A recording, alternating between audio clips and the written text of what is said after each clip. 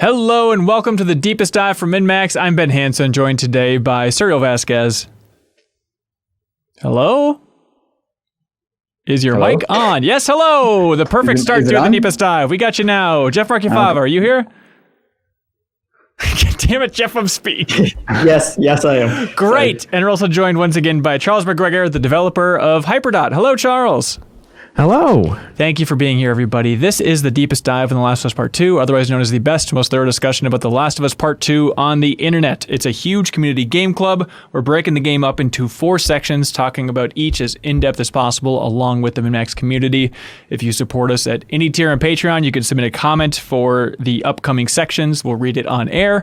And if you support us at the $5 tier on Patreon, then you unlock the podcast feed, which includes the podcast version of this discussion, all of our other Deepest Dive discussions, Anna's show Refreshed, early access to the MinnMax Show podcast, movie commentaries, Max spoilers. There's a ton of stuff. Oh, MinnFacts, our bonus podcast every week, so please check that out. There's a lot of benefits for unlocking that sweet podcast feed.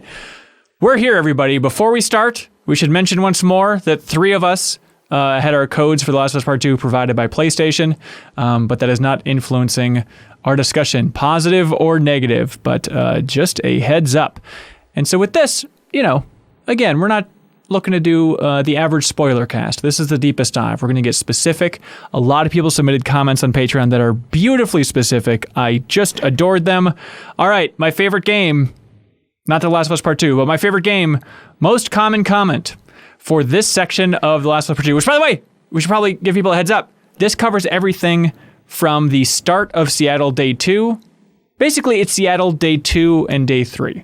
So the start of Seattle Day 2 is where this discussion starts. It stops at the end of Seattle Day 3, which is a little bit more murky, but there's a climactic moment in the theater. And then it cuts to black, and there's a flashback. We stopped right at that moment. So if you're leaving comments on this video on YouTube, please don't spoil anything beyond that either. We want to be respectful of everybody here. Okay, that's where we're at. Now, most common comment. Does anybody have a guess? Jesse! No. Sad, but no. Suriel, you got anything? The boss fight? No. Charles? Jesse, but the first time you meet him. Oh, interesting twist. No, that was up there. Number 1 most common comment, the workbench surprise. With like the big Seraphite encounter, the first time you encounter them being a close second. So we'll get to a lot of those comments and a whole lot more, because there's a lot to go through. In general, how's it sitting with everybody? Charles, what'd you think of this section? Oh man, I feel like I got into a rhythm in this section where I was like, okay, I'm understanding the combat, I'm understanding how to traverse and things like that. Where in the first part, I feel like I was still learning and getting with gripes with okay, this is how things work, and okay, this is how things do that. But after I let myself, again, I have an audience when I'm playing this game. So after I let myself be like, okay, I'm gonna actually do a little bit more exploring. I'm gonna do a little bit more things that I would want to do, and be okay with using items that I make. So that I don't have all of my bombs just sitting there and being like, oh yeah, I'll use them eventually at that specific time that they want me to. But yeah, after doing that, I just was getting into a rhythm, and I was like, oh man, I just want to keep going. And then when we got the cutoff point, I just wanted to keep going because I was wanting to keep going.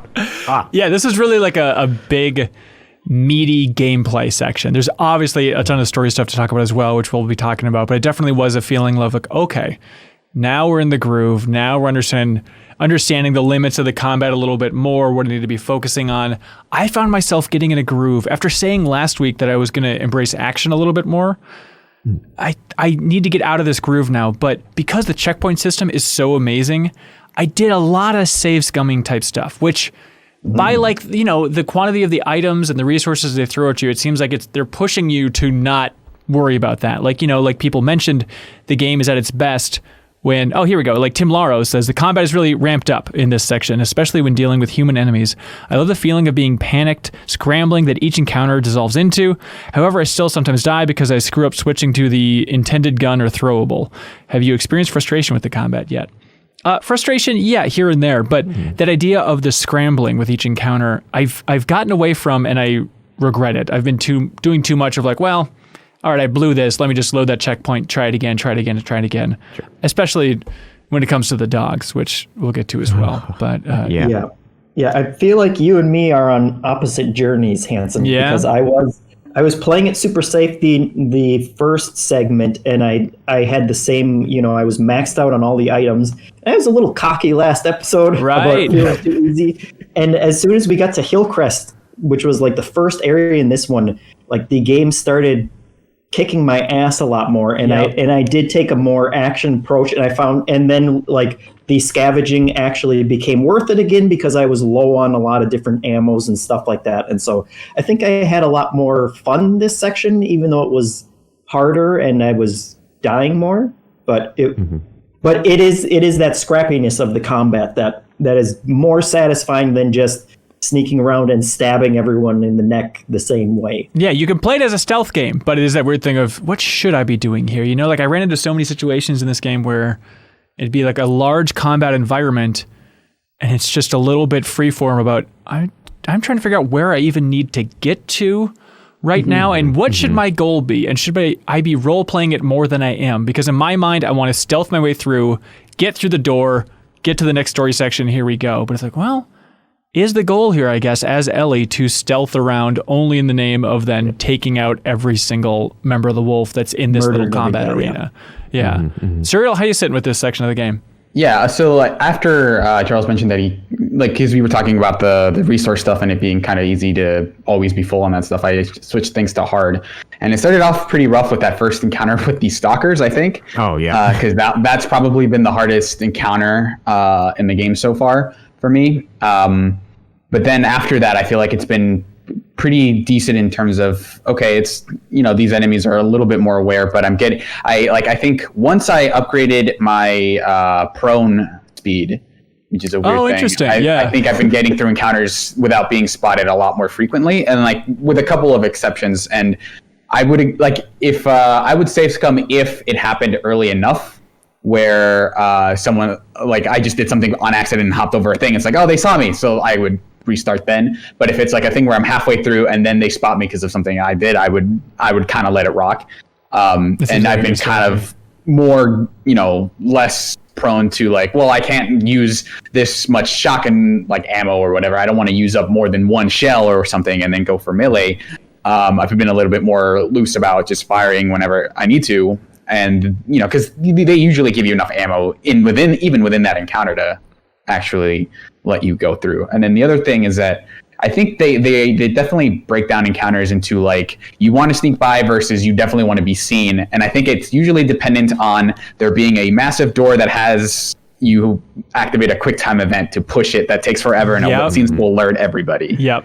And I had a couple weird sections there too where I would even get caught as I was making my way towards that door. She's slowly pushing open the door, and then I can hear them coming up at me like dogs charging me from behind, and I barely get through that door, and there's like, all right, well, everything's fine. And it's that weird idea, Naughty Dog are masters of this, but at the same time, it is just, you get up in your head a little bit about, okay, gameplay-wise versus story-wise, it makes all the difference in the world whether I was seen there. And because I made it through that door, the game is assuming that all is well and it's quiet. But I know the other side of the door, there's like 14 guards and dogs just barking like they should be yelling like, Ellie's right here, Ellie's right here, Well, there's the shelf in front of that door now, so I guess what are you gonna do? We have barricaded it more or less. Yep. Time to bring the dogs on a longer walk. Peaceful walk. You talk about like upgrading the prone thing. I'm trying to think of the most impactful upgrade that I've had so far. And there's probably some minor things that I'm forgetting about, but I loved upgrading my listening so that the people are just, it's no more that squint like, oh, is that a little white haze in the distance? Now they're just like radioactive white every time I go in listening about it. It's like, all right, got you. That's really helpful. Which is weird because I don't know if you guys had this problem, but I think stalkers are intentionally kind of working against that system, right? Yeah. Like they're supposed to be super silent, and you can't rely on the hearing stuff for that.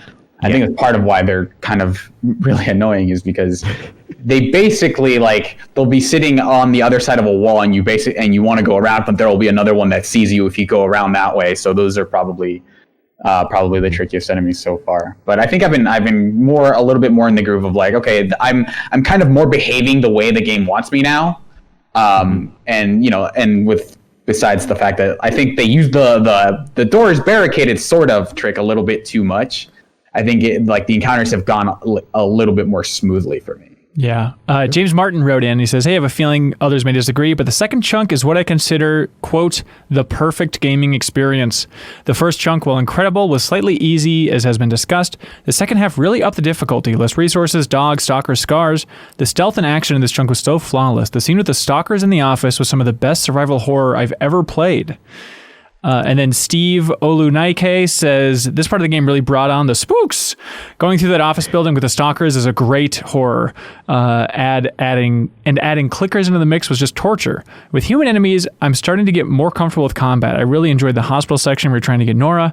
I had to realize that it's okay to make noise, as long as you can change your location fairly quickly. For me, the gameplay really became about choosing areas in an encounter where I could fight for a short time, take out some enemies, and then push to a separate area I had already picked out that would allow me to flank the stragglers coming in for me. Well said. Thank you for writing in on that front. There's an interesting mood setter here from Trevor Corbin. He says, even though I'm going to have a fun time playing it, it's been really difficult to sit down and actually start playing the game knowing that I'm going to likely bawl my eyes out within the next few hours. Does anybody else have similar feelings? Is anybody hesitant to jump back into this game because it's just going to be so intense? When we were first starting to play this game, it was weird that I was extremely nervous to play the game. Both because I'm a huge fan of The Last of Us, the first one. And then I don't know if I'm ready to be in that mood of I don't want to be this is so hard, heavy stuff. And yeah, I totally did have that where I was a little bit hesitant to get into it because, I don't want to ruin the first time that I play it or be in a mode where I'm just sitting curled up in a ball and be oh, I can't keep going on. But yeah, so it was an interesting dynamic. And as we've gone back to playing it, I've been getting more into that mindset of okay, this is Ellie's story, and I'm able to go through this and get in that mindset and continue going. And I'm just excited to see where the story goes and how the gameplay turns out and stuff.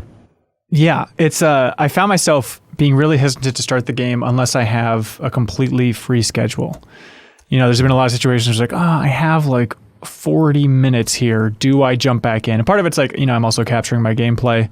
And so I want to make sure that, it's a slightly more complicated setup, not too much, but I want to make sure that I have enough time to really sink my teeth into this thing and really soak in this world. It doesn't seem like a great pick up and play when you can type of game.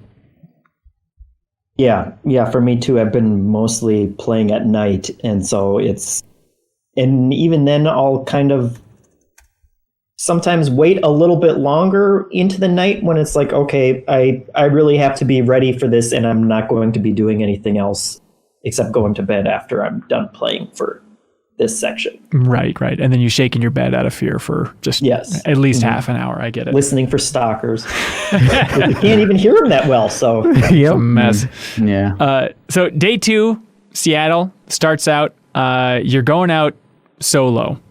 And so in my mind, it's okay, well, we're going to be getting Tommy then very quickly, because I can't imagine Naughty Dog's going to leave you solo for a while. But you don't really meet Tommy for quite a while in the game. So you're heading out solo. Did y'all have thoughts on Seattle Day 2? So that's the one where you work with Jesse, right? So that is where you encounter Jesse. Yeah. Yes. Yes, so James Rodriguez says, back in September 2019, when the game's release date was first announced in a trailer, we saw a scene where Joel grabs Ellie during the Hillcrest section of the game and asked if she was going to do this on her own. In the final game, this is actually revealed to be Jesse. How do you feel about Naughty Dog going to the length of animating an altered scene and including it in their marketing for this game, as well as in demos that were played by journalists? I don't know about that part. Did they alter demos? I'm not sure. Keep in mind, this was prior to leaks that revealed Joel's death. Personally, I still had this moment in my mind during Joel's death, and I assumed that he would somehow reveal himself to be alive later. So the death scene really didn't hit me that hard. But seeing Jesse in this scene was the first time I truly started to understand that Joel was truly dead and was never coming back. That's interesting that you thought he'd be coming back in some way. I wondered if so many people angry about Joel being dead in this game, obviously upsetting, no doubt about that. But there's a part of me that wonders if in those like spoiler briefings, they explained that there were these flashbacks. So there's still a fair amount of Joel in this game, right? It's not like he's completely stripped out or anything. But, last week we were talking about, the marketing and the misleading marketing and how this scene was coming up from that trailer. But then I can't believe I completely blanked on it. But the first trailer should have been more remarkable. We didn't talk about that. That first trailer for the game where it's Ellie playing the guitar and it's Joel coming in and talking to her and she's like, I'm going to kill every last one of them, is amazing that they would be so bold as to lead that and lead with, you could say, a lie. I think it's fun. I'm glad that they misled us in this soft way because I don't feel robbed of a Joel experience in this game.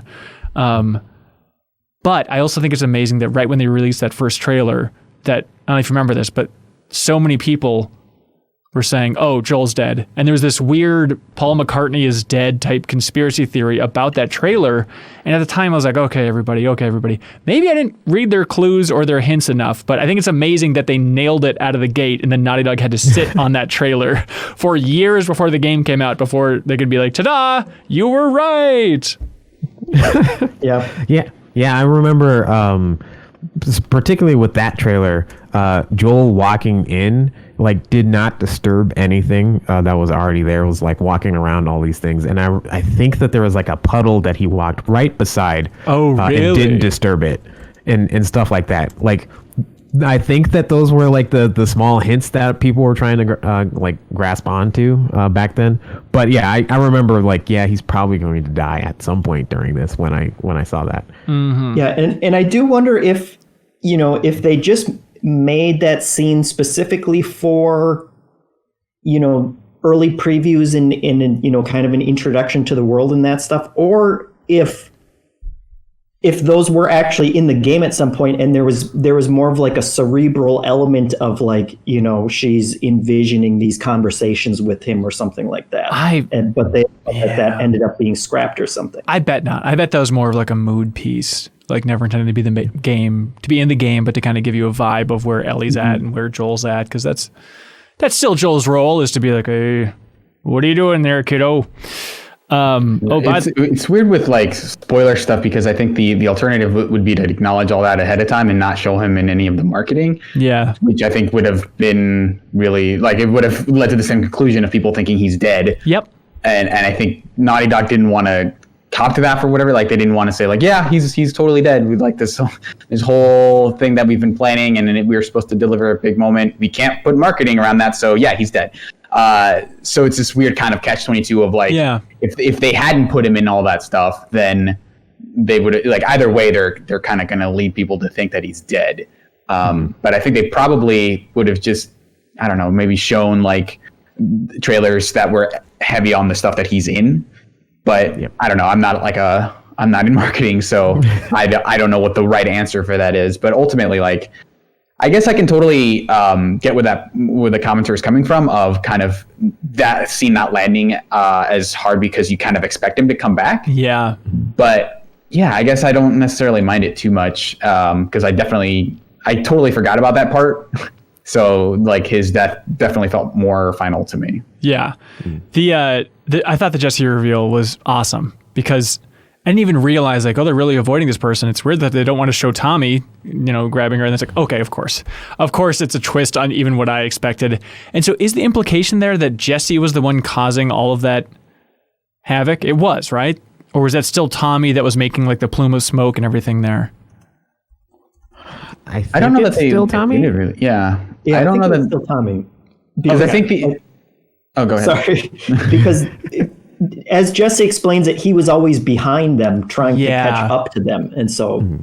And I guess it's not like Jesse was the one that was slitting throats and torturing people. Like Tommy was the much more reckless, like tell me how to get to Sesame Street type of guy. Jesse James writes in and says, in a game filled with such talented voice actors, my favorite voice in the game is easily Jesse's.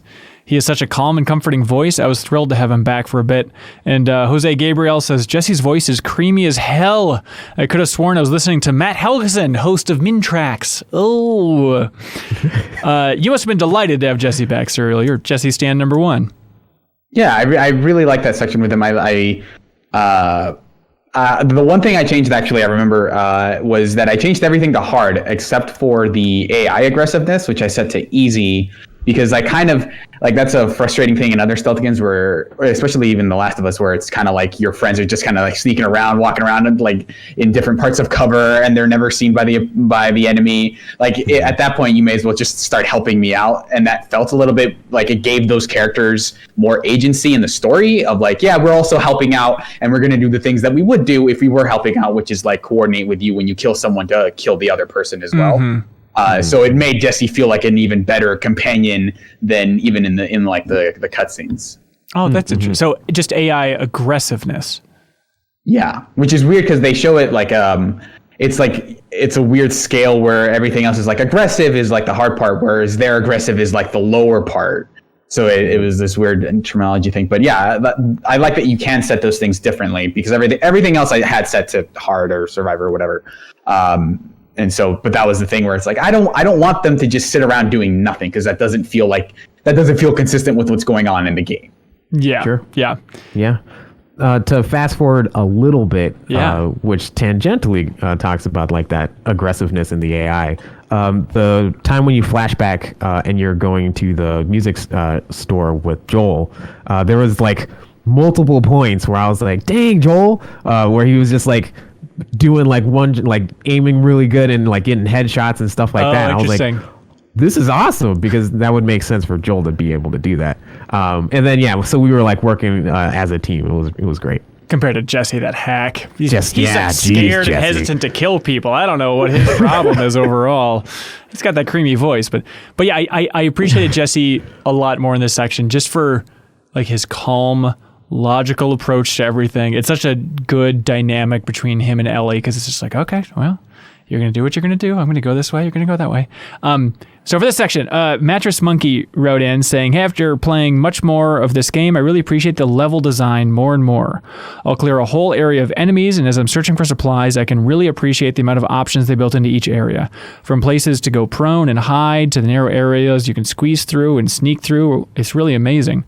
Also, I love those narrow spaces that you can squeeze through. For some reason, they feel so satisfying and smooth to use, and are such a great addition to the mechanics of the first game. Agreed. Yeah, just overall combat environments. You know, I mentioned sometimes I'm a little bit confused about what to be doing in these environments. But while I'm wandering around a little bit confused, then I get to appreciate like, oh, this is actually a really interesting play space, and there's so many different rooms and nooks and crannies. And I do think the game does a good job of stuff like the Tommy smoke on the horizon. They try and give you those, you know, the Disneyland effect, as game designers talk about, right? Of having Cinderella's castle for a point of reference at all times. And like, whether it's this first section, you know, it's like, okay, the smoke, or it's going to be the hospital. It's like they're always trying to keep something larger that you can look at. The Ferris wheel is a perfect example later on, right? Of just, okay, there's your North Star, keep trying to go there. And then also it's little things like Ellie just talking to herself about where she's going. You know, she'll start out on this quest and she's in the street and she'll be like, all right, the hospital, got to get to the hospital. They're trying to coach you as much as possible. Go into Route 5. That's the one I'm taking. Yes, exactly. Yeah, it's a very smart, just a little nod to get players steering in the right direction overall. There's also a lot of convenient signage where you'll see a road sign that says, like the arrow just happens to be pointing exactly where your objective should be going. So they can go from subtle to not subtle at all, depending on the area. But yeah, there were a lot more like square kind of encounters where I'm not entirely sure which direction I should be heading. And there was one specific one with the Seraphites where I wasn't where you have to make that jump from the highway basically. into the like the lower part. Yeah. And that part I kind of explored everything, just trying to figure out where I was supposed to go before I realized, oh, you are supposed to jump off of this ledge. Yeah, it seems like in this game, it's a good rule of thumb. Anytime you can jump down something, you can, because they are desperately always in need of like offloading those areas. So like any like hard wall where it's like, okay, could I go down these rapids? Of course you can, because then you can't go back up. Got it. And they can just seal off that section there. Yeah, and then there would also be times where I would sneak by enemies, and like the easier encounters definitely were like, oh, I just made it past this thing. I don't feel like I really saw this area, but now I'm kind of through it, so not going to go back at this point. So I didn't get to like kind of experiment, because I'm still like favoring stealth above all else, where I don't even want to make noise, even though there are ways, like the dogs, basically the only way you can get them off your tail is to constantly distract them. So beyond like that, like I don't really do it. I don't really use traps much. I'm not making a lot of noise. So that emphasis on stealth is definitely like making me try to barrel towards the objective at all costs. So I'm not seeing some of the more open designs in the maps. Sure. I guess it's actually kind of funny that you were bringing up the jump from to the highway, because during that entire section, I was like, oh, I'm playing the E3 part. Like this was the section. It's a little modified, but this was the section. I was like, oh, I'm playing E3. Well, look at me. And then there was the one part where I was like, oh, I'm going under the car. I'm going to get dragged out, aren't I? And then they never dragged me out. Yeah. But yeah, I was like, oh, I'm doing the E3 thing. I want to go back and look at that E3 gameplay and kind of compare that. It's always really fun to see how things evolve and change over time like that. In this section, for me, I had a sequence, and I'm curious if it's set or if it's just dynamic when it happens, but I had a guy like begging me for mercy after maybe I stabbed him once. Is that set, or do you think that's a random thing from AI? I feel like someone had mentioned it in the last That's what I thought too. Yeah. Which made me think it was random. But have you guys had that?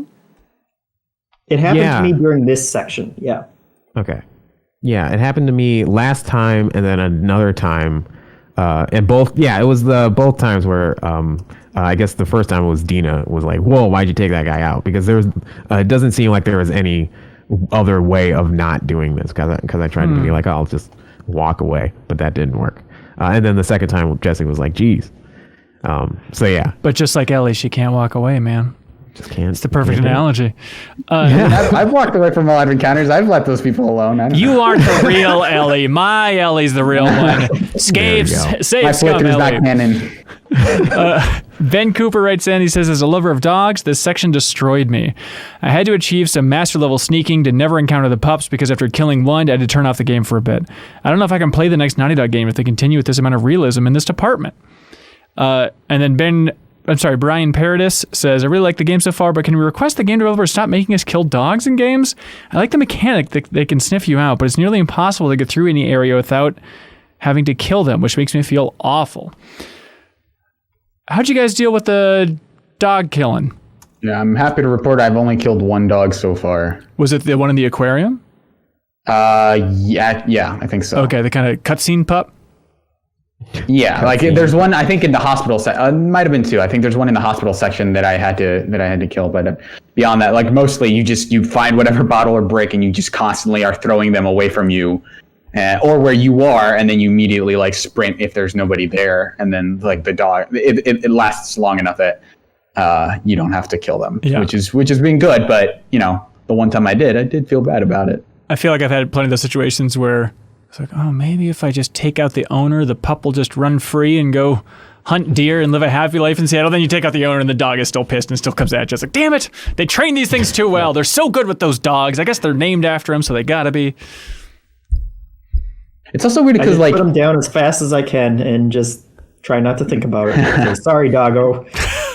I'm also very curious as to how you train a dog to sniff out like specific, like, oh, well, he smelled everyone in this area, so this is a new smell. This is someone who's sneaking in here. But I'm not super versed on like how you train dogs to do that. It's not like Ellie had drugs on her. Well, she might have weed on her, but she's definitely got a babackpack full of weed. Yeah, it doesn't show up in the inventory, but it's there. Well, maybe it's just all the wolves. They like have a certain cologne that they all wear, and so anybody without the hot WLF cologne just gets snatched by a dog. Muffin Crumbs. Oh, by the way, I like the part in the library where you're wandering around with Jesse, and then I forget if it's Jesse or Elliot, but they're like, it's pretty messed up putting mushrooms in the kids section of this library because it's just like this mushroom decor in the basement. Yeah, I think it's a really sweet moment. Well, I think she responds with like, well, they don't know that like right. that this isn't messed up in their world yet. Yeah, mushrooms used to be cute and cool. Muffin Crumbs says the whole car scene where the zombies are charging the car and you have to shoot at them felt very Uncharted. Austin S. says the car chase scene with Jesse might be one of the best car chase scenes in a video game. It was wild, especially when the infected started to show up and things just kept escalating. What did you guys think about that action sequence? It was kind of jarring for me. I thought like infinite ammo and The Last of Us do not go hand in hand, and it really stood out to me. Yeah, I think, it definitely felt more like a Call of Duty sequence than The Last of Us, but I also enjoyed it more and felt more tense during it than I've kind of gotten used to kind of like the shooting gallery truck sequences in other games, but this one still had more weight, I guess, to it. Mm-hmm. Yeah, I was waiting to see. I know that it's so clumsy to try and justify why you have infinite ammo, but it's like, oh, maybe if in like the floor of the car there were just like a bunch of boxes of ammo, or just like there was some subtle explanation for what exactly was going on there, you know? Yeah. Yeah, it's definitely like, if you were doubtful that they're kind of trying to have a particular type of experience in like individual levels and not necessarily trying to create something that is like, hey, you can play your own way, but you kind of have to do what we say at these particular moments. This is kind of the section where they're just like, we're abandoning most of our mechanics at this point and just having you do like a like this chase sequence, and if like just kind of go along for the ride with us at this point, because it's not because this is what we want to do, and we're gonna kind of contort the game to have this specific moment happen. And I think they're really smart. You know, in the last episode we talked about how much are they going to shake up the environment? Is it going to get too samey? And, you know, the flashbacks help, and I think a lot of the different environments in this area helped as well for interiors. They got really creative.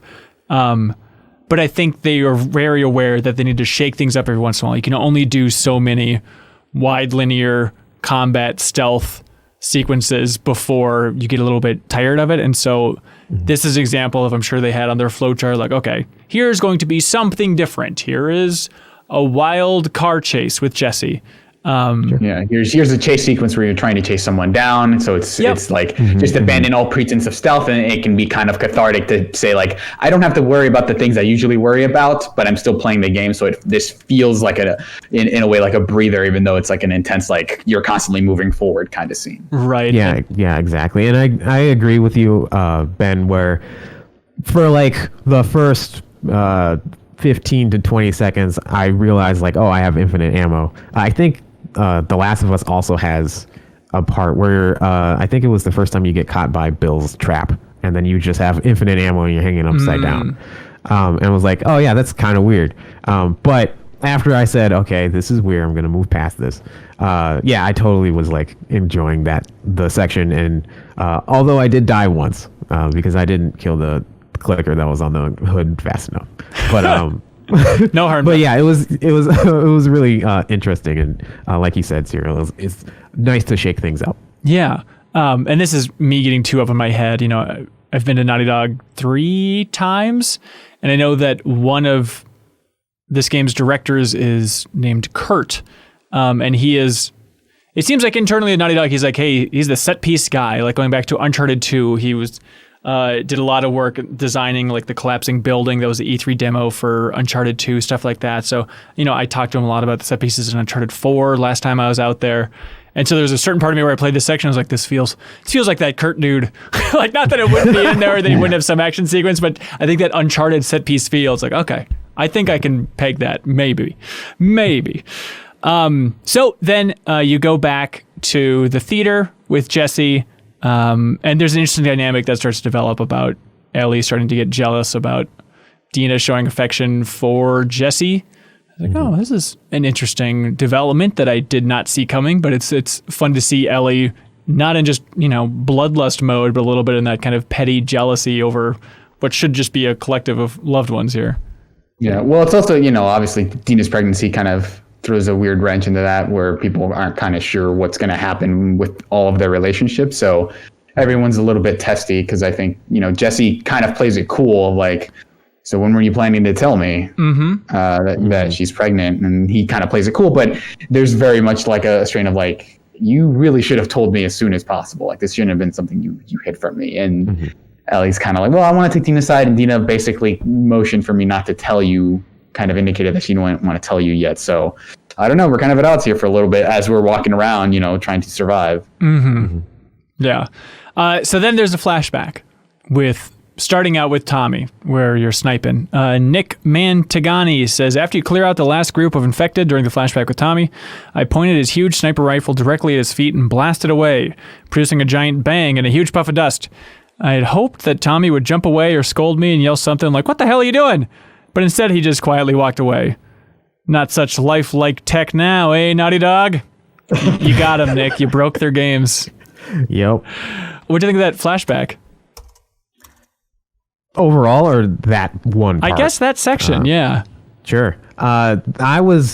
So for like the majority of that part where you're just shooting infected from afar, I was like, oh, I'm into this. I'm looking forward to the point where I can do this in the present. But then I got lost, I think, where I couldn't find the last infected, and I thought that like, oh, did the game break? So I reloaded the thing, and it was the exact same problem. And then I found it was like next to the house or something like that. I did the same thing where I reloaded and I was able to find it really quickly, but it was a feeling like, am I missing something? I don't know what is going on here. Yeah. And there's embarrassing moments where the game is it assumes you are smart and it won't give you the hint on the screen. It's one of those where it's like, hey, use a hint here for this last guy is, because I'm looking around for quite a while and can't find it anywhere. Yeah, this is definitely a game where, because they tailor every other moment to be specific, to play out a specific way, like even the door thing, like the moment you find any door that you have to push, a million things come at you, but you always basically get away, and that's supposed to be like, hey, you like kind of are getting by with the skin of your teeth. So every moment where you're like, I don't know what to do, and the game doesn't give you a hint, it feels even like more kind of immersion breaking, and that like, okay, I want to move on with like the movie part of this where I'm kind of experiencing the story, but I have 4 out of 5 zombies killed on my quest log, so I can't move on. Here's a dumb question. Do you, in your own headcanon, are these flashbacks triggered by Ellie remembering these moments or dreaming about these moments? Yeah, for me, I think. Because I think there usually is, it feels like there is some kind of through line with them. And I think the first one where she was sitting down with that guitar and she kind of puts her head down on the guitar and then she starts having those thoughts of Joel again. At least that kind of established for me in my mind that these are coming up for specific reasons at these points, not just from a narrative standpoint, but for her as well. Right. Yeah, that's. I believe that's correct. Willie Aguilar says, in the Joel and Tommy flashback, I noticed that Ellie has 2 separate tattoos and not the full complete tattoo in the present day. It's cool to see her tattoo evolve over time. Great attention to detail. I did not catch that at all. Cloudy says, just wanted to mention that I love the little detail of Tommy and Joel getting impatient with Ellie if you wander on the Outlook searching for supplies before leaving with Joel to get guitar strings. It's such a small thing, but including multiple voice lines for this interaction just made me appreciate Naughty Dog's attention to detail so much. I think that like everybody keeps on bringing up like the attention to detail, and like that is one of the reasons why I really do, as from like even a game developer standpoint, I really do enjoy consuming like and just appreciating their production, and like me wanting to like strive to be like, okay, I want to have like have this amount of polish just on a indie level within my games and stuff like that. It's insane the amount of like technical things that they have to do in order to make it feel like, oh yes, we're gonna go from a cutscene to a gameplay thing to a cutscene, or here's this small scripted area and make that feel natural and whatnot. It's just it's insane the amount of detail that they can get into. You mentioned in the MinnMax Discord that yes. You're like, I should have talked more about more game developing things, but no one wants to hear me talk about how amazing Naughty Dog is at their IK structure. We don't know what that is, Charles. Please explain. Sure. So IK is really just inverse kinematics. So the most basic form of this is like, say you want to put your hand here. If you want, the IK part is like the elbow not flipping inside out and putting your hand like this kind of thing. And being like, oh yes, this is how my character is rigged, so my arm doesn't break backwards, so it looks weird and creepy. That's like one of the implementations of like IK stuff. But isn't every developer good at that? Because very rarely do you get a bottom of the avatar's shoe movement. Oh yeah, normally people, they do a really good job of making sure that your knee doesn't flip inside out. But they like, it's really interesting and cool how like Naughty Dog is able to actually this is actually one thing that I noticed that is different from the Last of Us Part 2 to the first one. One of my favorite animations in the first Last of Us is when Ellie's crouched down behind some type of wall or something, and then you're also crouched down, but you're right beside Ellie, so you put your arm up above Ellie, and then you're like cradling. You're like, okay, I have you. You're protected here. And that was like one of my favorite things, and that is totally IK. That is like me saying, all right, put my hand here and have Ellie be there, and then my arm doesn't freak out, or all these other things. And you can't. And I've noticed that does not happen in The Last of Us Part 2 because everybody's older and bigger, and that would be really weird to be like, okay, I'm gonna lean my arm on your body real quick while I'm behind this cover. Right. But that's some of the cool things that they do, where they can be like, yes, I'll put my hand on these walls, or I'll do these like interact with the environment and stuff like that. It's the melee that takes the environment you're in into account, stuff like that. Yeah. Okay. Yeah. This is a small thing, but tangentially related. Stephen Hammond said, still not quite to the end of the section, but I wanted to pitch in an observation about a random tic Ellie seems to have. I've noticed she will occasionally stretch her right wrist by rotating her hand around. It's something people do all the time, but quite the detail to be animated for a video game. Since it's the same arm with the old bite mark, I'm wondering if this is some kind of foreshadowing regarding that injury. I haven't noticed her doing it with her left hand, but maybe I just missed it. It also seems to be happening with increased frequency, unless I'm just more aware of it now. I'm not suggesting she'll become infected like everyone else, but the medical records she found say something about a mutation, so maybe something different happens.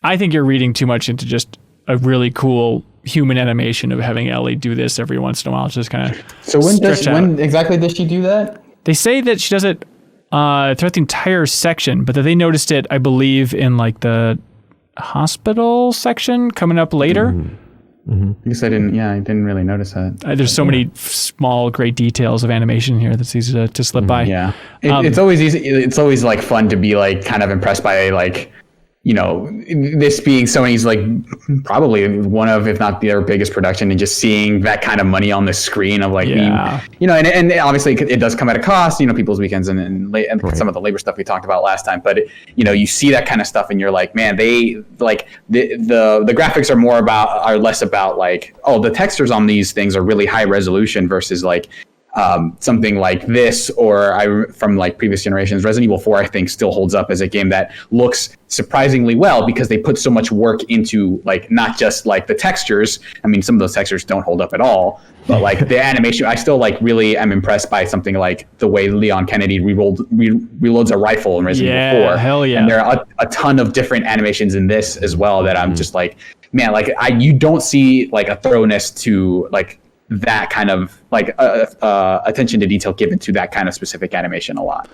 Because you brought up Resident Evil, do you think that there are dogs in this game because it's very natural, or do you think it's just this genre, survival horror, this game in particular, quite the homage in some ways to a game like Resident Evil 4, and then going back to the earlier Resident Evil games, I guess. Basically, do you think there are dogs in this game because Resident Evil is known for scary dogs?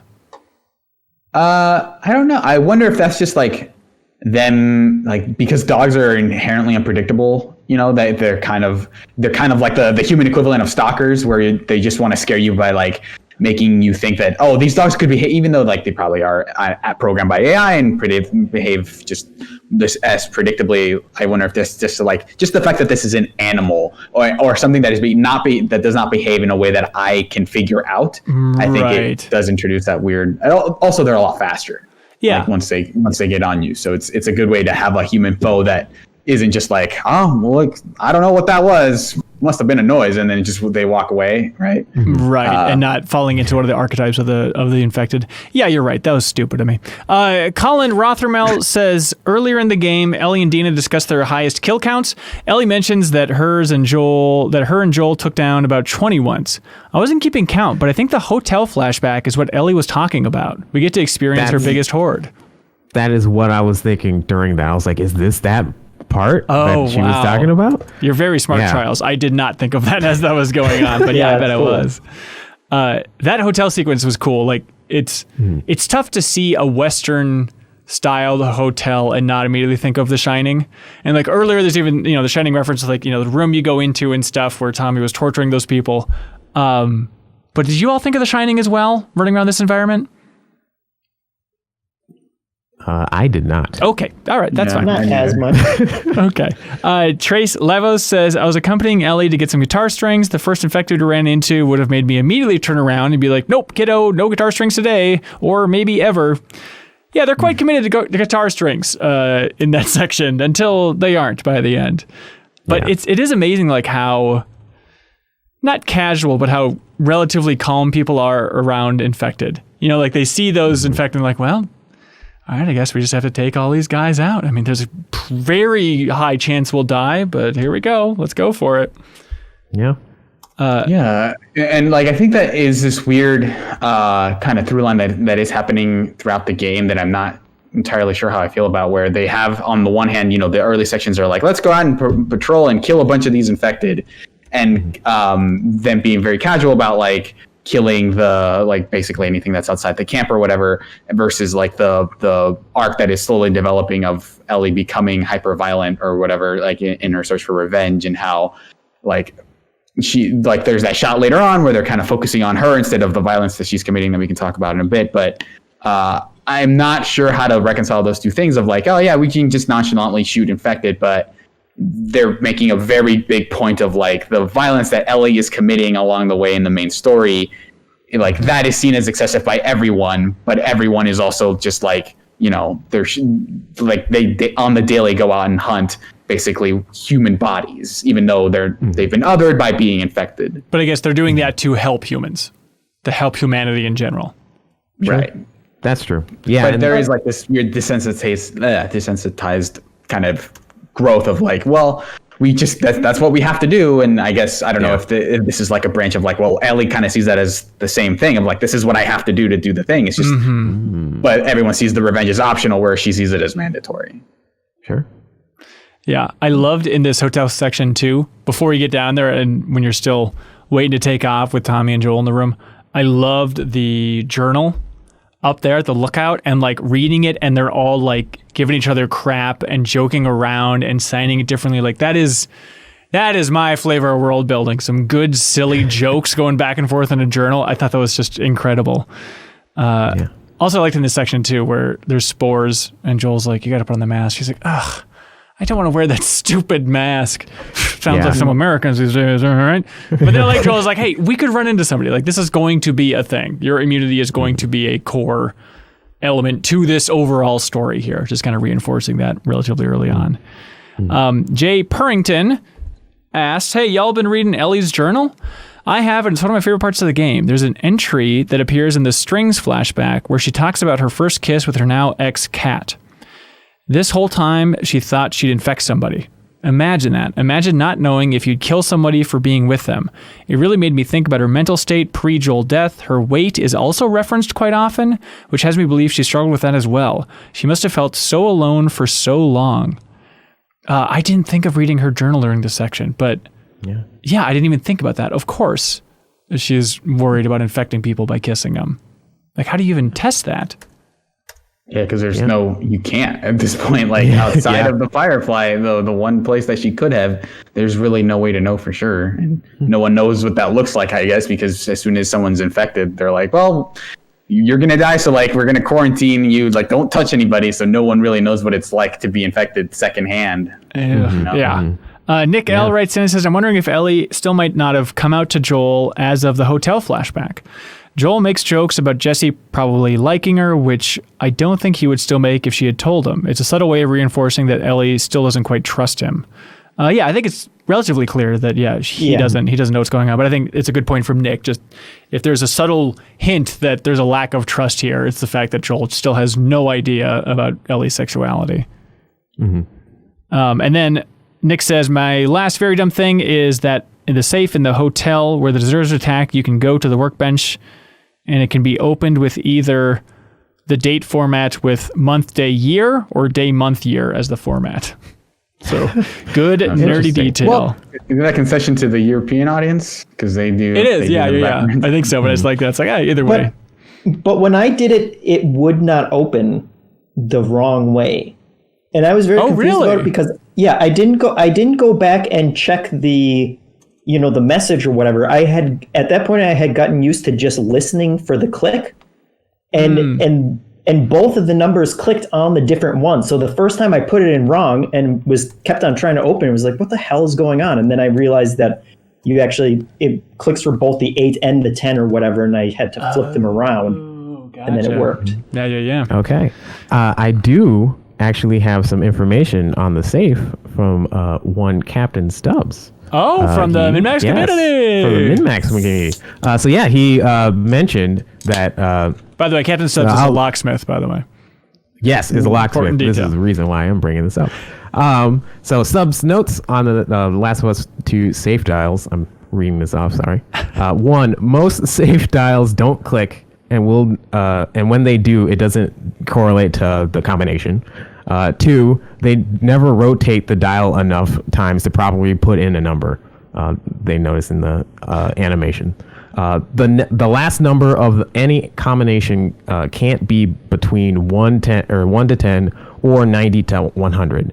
What? That points inside the lock. It's too close. What a weird specific thing.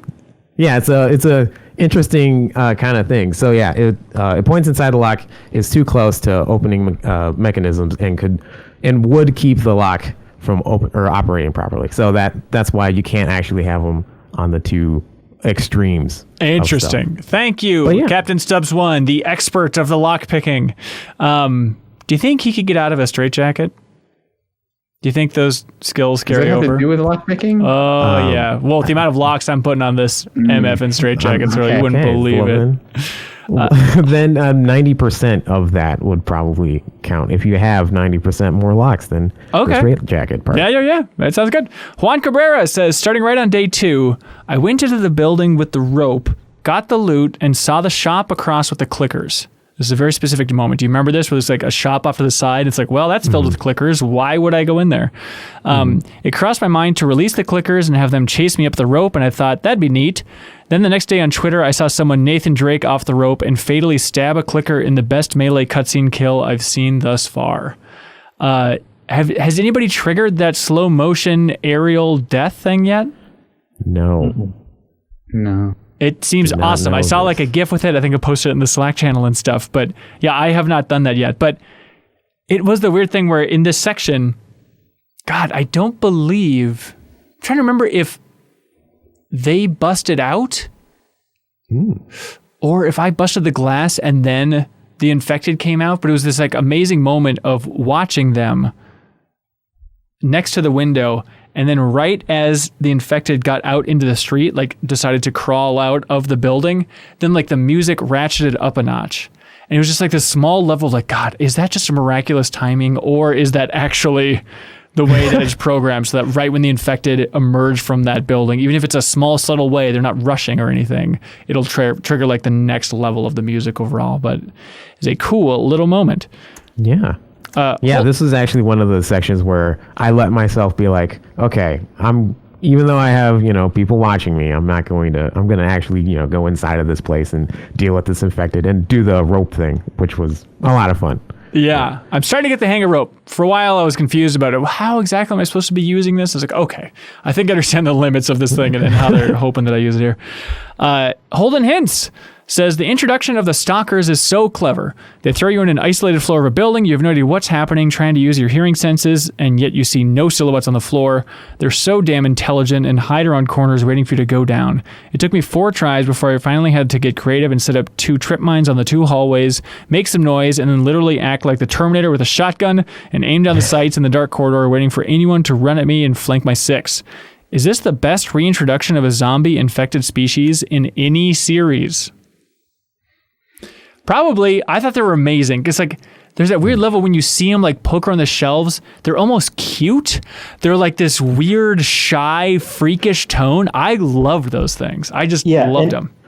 And I also like how they actually play with your camera mechanics, even though it makes no sense from your character perspective. But like, it's clearly waiting for you to move the camera so that they're no longer in your line of sight, and then they start coming out at you. And that they just have me so paranoid throughout that entire section. I burned through a lot of ammo just like shooting at whatever I heard, or I was not concerned with conserving my shotgun ammo at that point. I just wanted them all done and dead. And I appreciate still that it's the little touch of how your characters will announce once you're finally done with everyone, so that you can kind of breathe easily. Right. And be like, I think that's all of them. Or she'll say like F Seattle. Yeah. God. As someone who wanted to sneak by them, they were probably the most frustrating enemy until I realized like just run by them. Like I don't think there's an easy way to just sneak by them. You kind of just have to again play the way they want you to. But yeah, they were definitely like the way they're popping on. I was kind of waiting to like. I actually was able to trick one of them into popping on and then shooting them with the arrow, and that was like the only one that I was able to stealth kill. But every time, like I find it really hard to like melee kill them. I found it really hard to sneak around them because they move so erratically. But like once I kind of got into the flow of it, like they were kind of like the most interesting enemy they've had so far. Yeah, especially God, I think it's considered a stalker than later. One of the biggest jump scares in this section for me was when just there's one of those classic Last of Us like. Infected leaning against the wall with like the awesome mushroom pattern come out, and then it's like it jumps out and it goes for you. Gave me a heart attack. Oh my God, that was amazing. Yeah, and that had me paranoid every time I saw mushrooms on the wall after that too. Yes. I think there's another corpse like that's plastered into the wall, and I didn't go near that sucker. It was like, nope, not again. Damn it. Toby Martin also writes in about the stalkers, saying the first moment you see a stalker behind the toilet door when you turn around and it's peeking its head around is the first time I've jumped in a game since the first Condemned. I also noticed that throwing a glass bottle into someone, you can see shards in their face, and it can be reflective depending on the light, which is nice, but not for the enemy. Maybe they think it's nice. We don't know. They're turning into a cool Bond villain.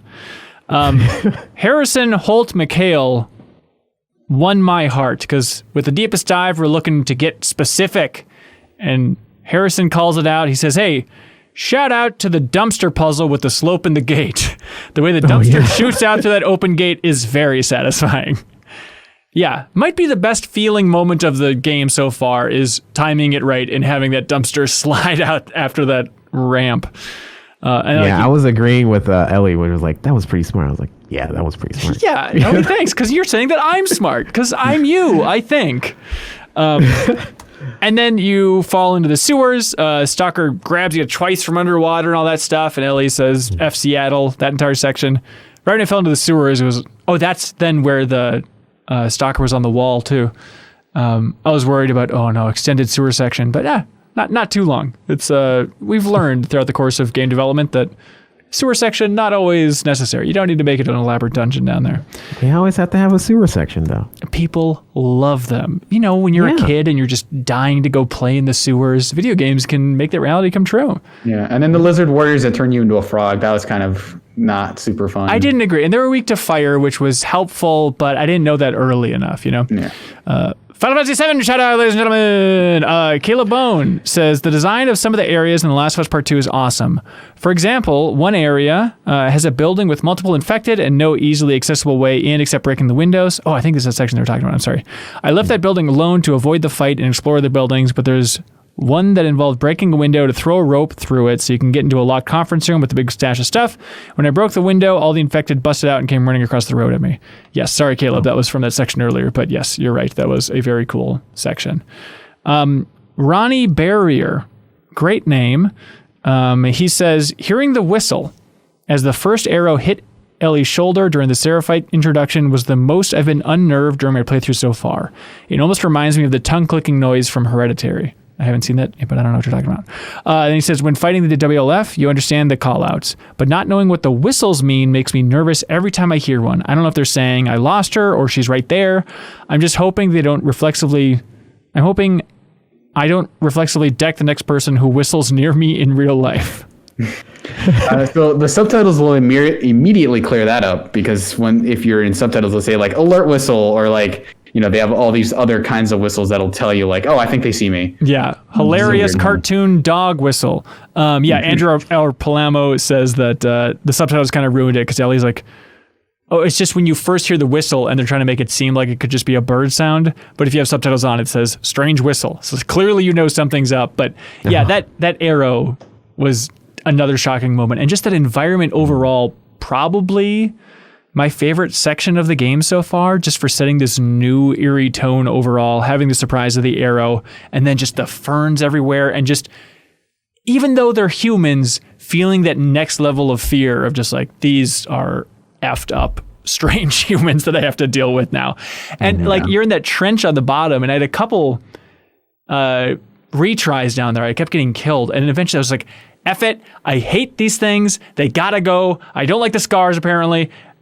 Take out the Molotov cocktail and just start chucking it at every one of the scars that came near me, because like, I'm getting out of here. I'm not going to spend any more time being tortured by these arrow weirdos. They did a good job of really because I got pinned in the exact same spot, which I'm sure is the entire point of that. And just feeling completely helpless and feeling like, okay, these guys are just so much better at hunting me than anything else I've gone up against at this point, and I'm don't really know what to do, and kind of eliciting an actual sense of fear as you're playing through that was all very impressive, but also unnerving, and I wanted to get out of there. Yeah, I had a very different experience than you two, because those sections were probably to me like the ones where I got out quickest, because that was when I had my prone upgraded. So I basically like that first introductory section, except for like this one ledge that I tried to jump over several times, and then just like centimeters next to it, I could totally jump over. But the first time I tried to jump over, I failed, and they all saw me. So I was like, no, I'm not letting you have that one. I'm reloading. And then I moved like inches. I did the exact same thing, and inches to the right, and was able to leap. But besides this was like the section where I was like, I killed someone, and someone would be like, hey, there's a body. And then they would get killed. And then like I was able to clear out a whole area because they kept checking in on the person I just killed. Yeah. But like, even without that, like these definitely feel like they're very different, because they're more trained. And even though like the WLF have like this element of militarization, these guys definitely feel more in sync with each other, which I exploited eventually. But like, they do kind of like, there's like a lot of cult iconography, which I was kind of expecting them to delve a little bit more into, because they're kind of teasing out that whole cult storyline a little bit. I like wonder the her love or whatever that you see earlier, and this feels like the next part of it. Did you have a second serial where you considered, are they going to be secretly worshiping Ellie because she is immune? Is this going to be like one of those strange things where there's going to be a pivot? It seems a bit. I thought that the lady is immune. That's my guess. Oh, she's another immune person. That she's and they're kind of working on some sort of other cure, but there's an evil twist because they're baddies. That's a safe bet, because even, not to jump too far ahead, but later on in the aquarium section, I believe there's kind of like this kind of surgery table, and I was like, wait, are they implying that maybe Abby's immune? I'm so up in my head about, they've talked so many times with Ellie in particular about, I've never met another immune person. It seems like they're building up to something there, but yeah, I guess it being a separate person as being involved in the scars, that seems likely. Yeah, because that seems like a conflict that they could have of, hey, I'm immune, but I also want to use the fact that I'm immune to raise a religious cult, and that I'm the villain now. It definitely seems like maybe if they weren't necessarily Naughty Dog and them going for a very brutal style, this does seem like at the end, Abby and Ellie team up and take on this lady, and I don't know, get the cure from her or something. That seems like the YA fiction version of this is like, this is the happy ending. Well, I wonder if it's going to be some weird thing where she's the only one who knows how to extract the vaccine. This is our headcanon, by the way. Now we're just making fan fiction based on being halfway through the game. But maybe it's like, oh, she's the only one who knows how to extract the vaccine from herself. And so you, maybe teaming up with Abby, whoever that works, take out this lady. And then it's kind of like you're inhabiting the Joel role just to make it go full circle, right? You guys sneak up on her 3 times and extract the vaccine 1 dose at a time. She's like, now you have to go hide again. I'm being video gamed.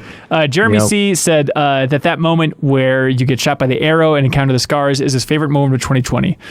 The sense of nervousness, the weight of the threat was so overwhelming to the point I needed a quick breather to reset and calm my nerves after I failed my first attempt at that section.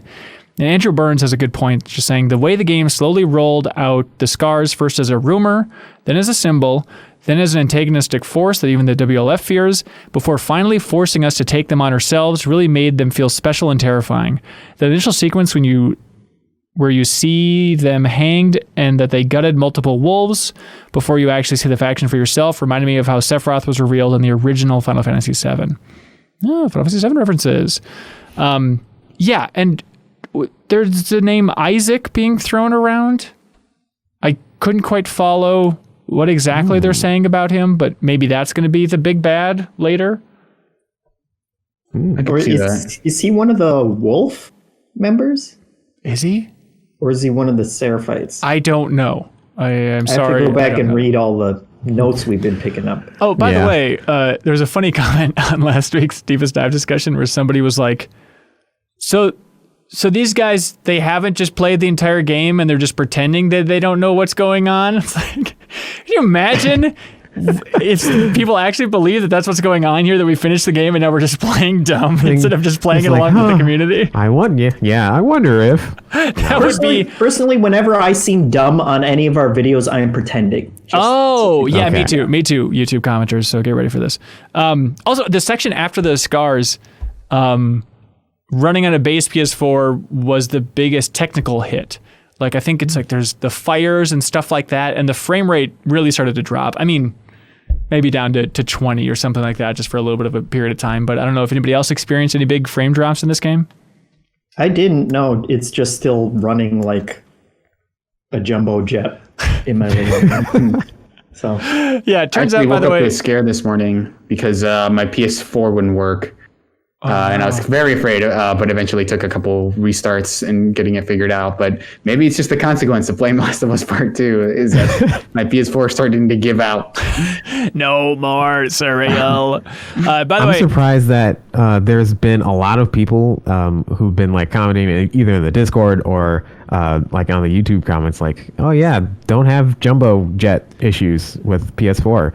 It's so weird because that's the thing that happens all the time in all of the games that I play. Yeah, people are like, Jeff, you just got to clean out your PS4. You just got to let a cat hair or something in there. I did that. The first day I started playing, I was like, is it because it's dusty? And it was very dusty, but it has not helped anything. I vacuumed around the entire weird grating it has.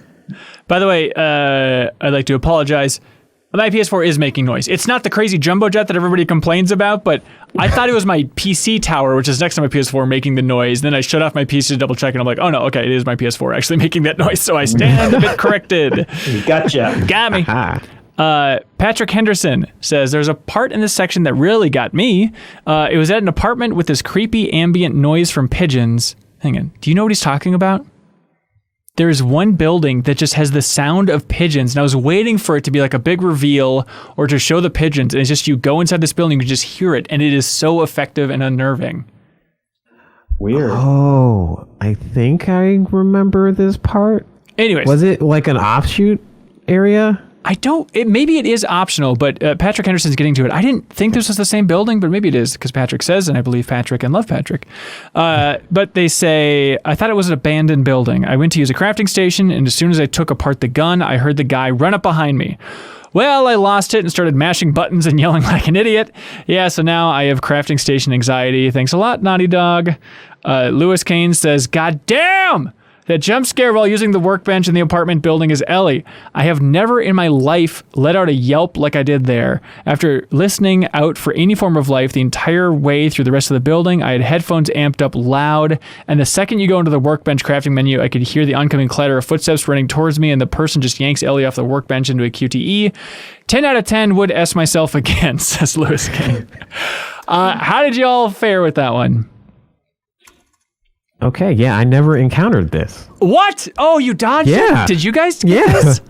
Yeah, I did, and I had stalked around that entire apartment, and there was one locked door, and I think I had even left the apartment, but then came back later because I didn't need to use a workbench the first time I went through it. Oh, okay. But then I went back and used it, and yeah, they all run out of that one magic door that you can't unlock. Right. And it was very effective, of course, as an ambush, but it was a little frustrating because as I kind of, panicked and pushed my way out of it too, I ended up taking that guy hostage. And so before anyone had even, gotten a hit in or anything, I was holding him hostage, and it was at that point where I kind of felt like this is the one time where I really wish I just had a hold on a minute button, and because they did a good job of, as they were attacking the dialogue during it, they were like, you're not taking us back, we're not going back, or anything like that. So you could tell that something was wrong in that moment, but there was just no way that you basically had to kill them at that point. Yeah, Adam Moran is with you 100% here, Jeff, when he says, I came across a note listing WLF deserters, complete with descriptions of them. A little while later, I'm in a building. As I get to tinkering in a workbench, I'm jumped by a group of 4, pulling me right out of the workbench animation. I had no choice but to kill them, but it was clear that these were the WLF deserters. And I kind of wish there was a way to de-escalate that scenario. And I even froze after grabbing the closest guy hostage to see if they might recognize that I wasn't WLF. Do you guys find yourself wishing there was some scenarios that could end bloodlessly? Yeah, just I think that one is especially weird because I obviously we haven't finished the game, so I don't know if they plan to build on it. But I think that is kind of their intention, to make you think like, oh, well, Ellie's first thought was to just murder them, because I think there's a note that she finds where she later just finds out for sure that she's like, oh, they thought I was WLF. But then she immediately shrugs it off, which felt a little bit weird. Like, is this supposed to be a moment that's telling that like Ellie has moved past the kind of rethinking her violence? In which case it feels a little clumsy and kind of early on for them to do that, especially since there's a moment very late, like later on, that deals with that a lot more directly. Yeah.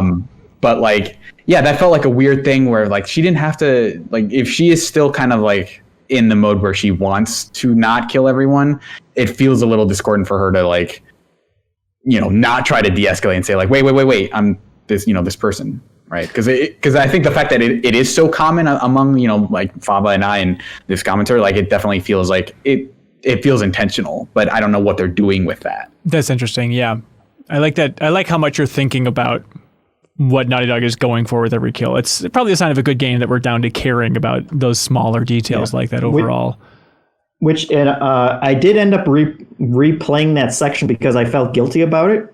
And so I ran out once they attacked. As soon as I could get out, I ran out, and then I snuck back in, and it turns out they kind of collectively pool around the room again, the one room that you couldn't get in. Yeah. But I distracted them with a bottle, and I snuck in, and I grabbed all the stuff, and then I snuck back out. So those are like the only enemies I haven't killed, and they're still safe, and they can still desert as they want to. They're the cool ones, yeah. Yeah. Whereas I guess a JV Gwaltney, friend of the show, I guess found out that you can actually kill them before they ever approach you by setting a mine in front of that door.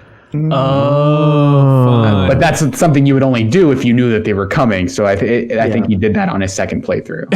Sure. I wonder how it would handle it if you put mines right next to the workbench, so it would still have time to start to trigger. Because in my memory, it's just him going like as he's running up like that. And I wonder when it would cut it off, or if it would just overwrite the mine. That by the way, Sorry.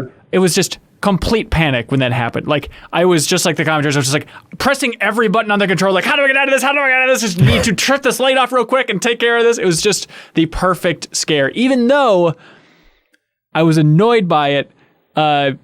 Because like on Giant Bomb's discussion of this game, Brad Shoemaker mentioned that like, oh, there's points in this game where you think that you're safe and you're not safe. And so in my mind earlier on, I was like, I bet it's a workbench thing. But still, almost as effective as imagined if I wasn't preparing for some twist like that, you know? Does anyone remember if they have guns? It feels like they could have just shot me and avoided the whole cutscene altogether. Yeah, they I think they do. They definitely had guns, or at least some of them did.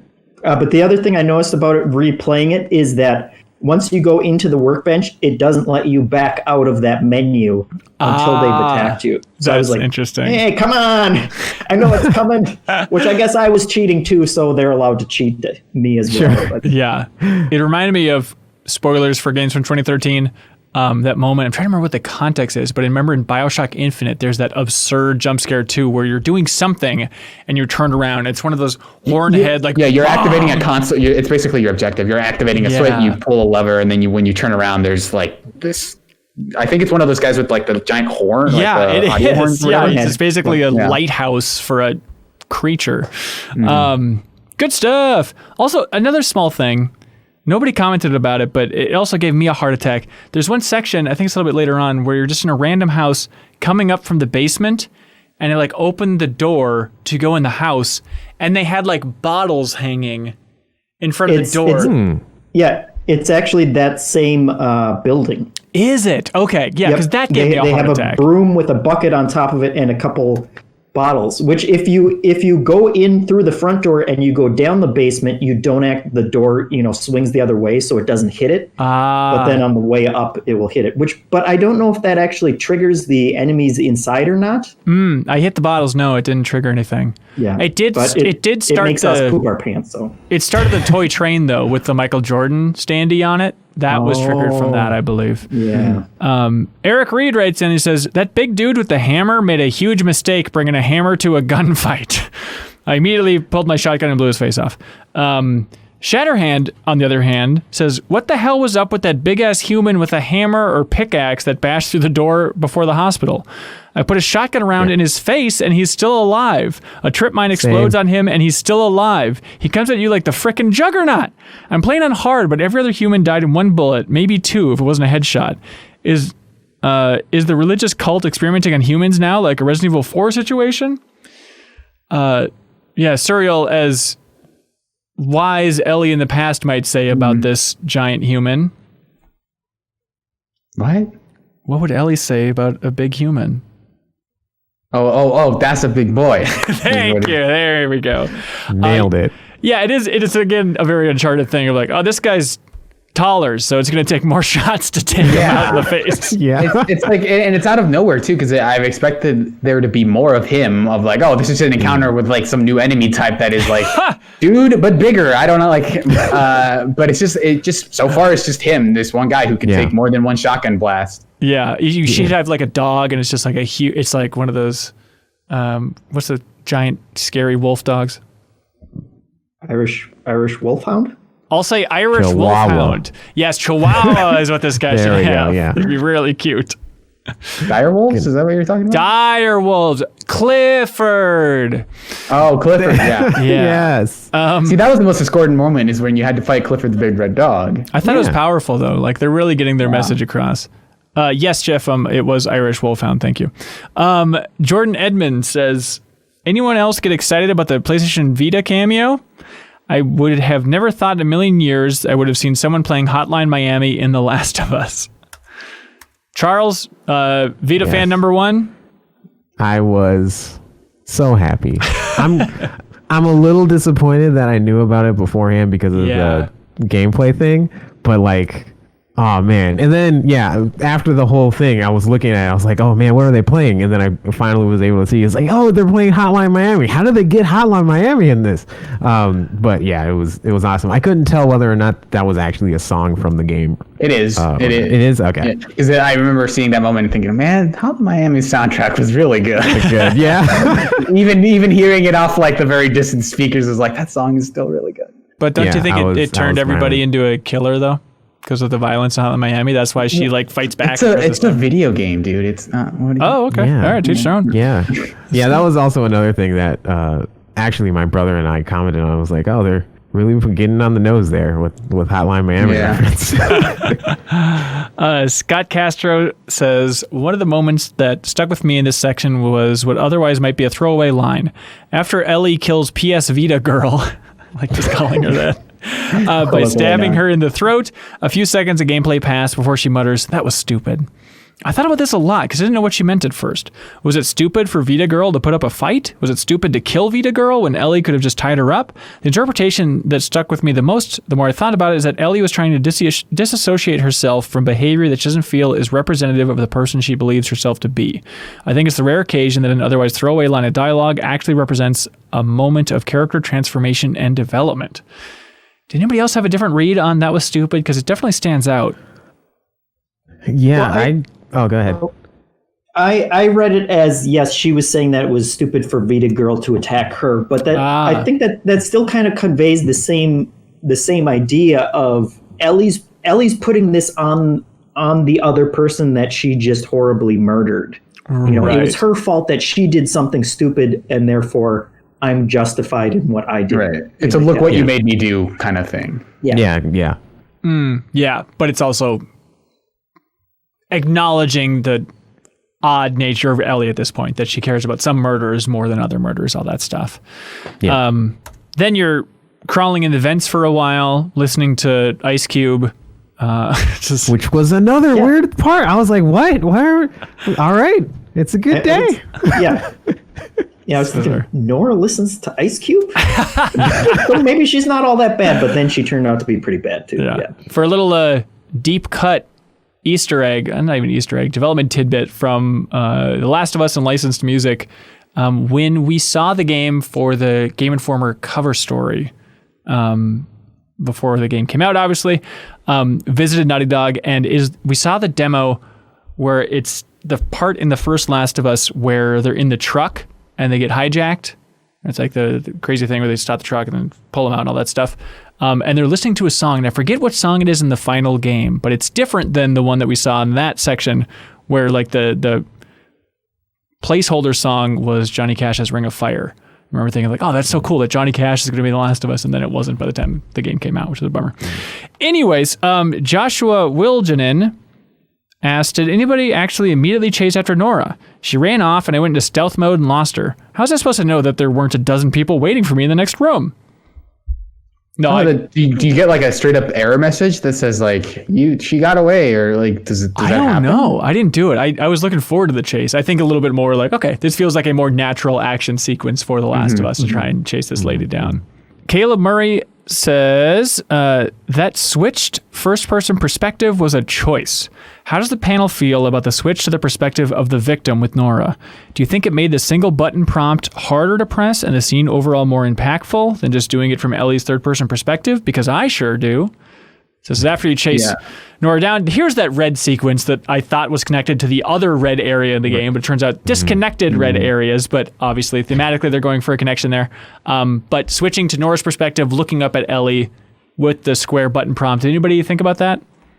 Yeah, I think, well, obviously, because the focus is on her face, it's this weird thing where like you should usually the violence focuses on the victim and kind of what happens to them, but it's because Ellie is the main character. Ellie is the person you care about in this weird way. You're seeing kind of how the violence is affecting her. You kind of see her wince a little bit. Her face kind of she does a lot of facial acting in that scene. Yeah. And so like it's better than seeing more gratuitous violence, because it's more impactful because you don't see that a lot, and also it is striking home like, hey, the whole narrative arc of Ellie is how is the fact that she wants to kill people and her coming to terms with what that means affecting her.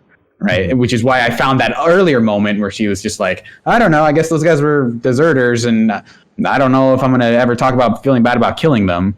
So like that, this scene is kind of what makes me feel like that moment in the apartments was a little weird. But I think this is a much better version of like, look at how this violence is getting to her.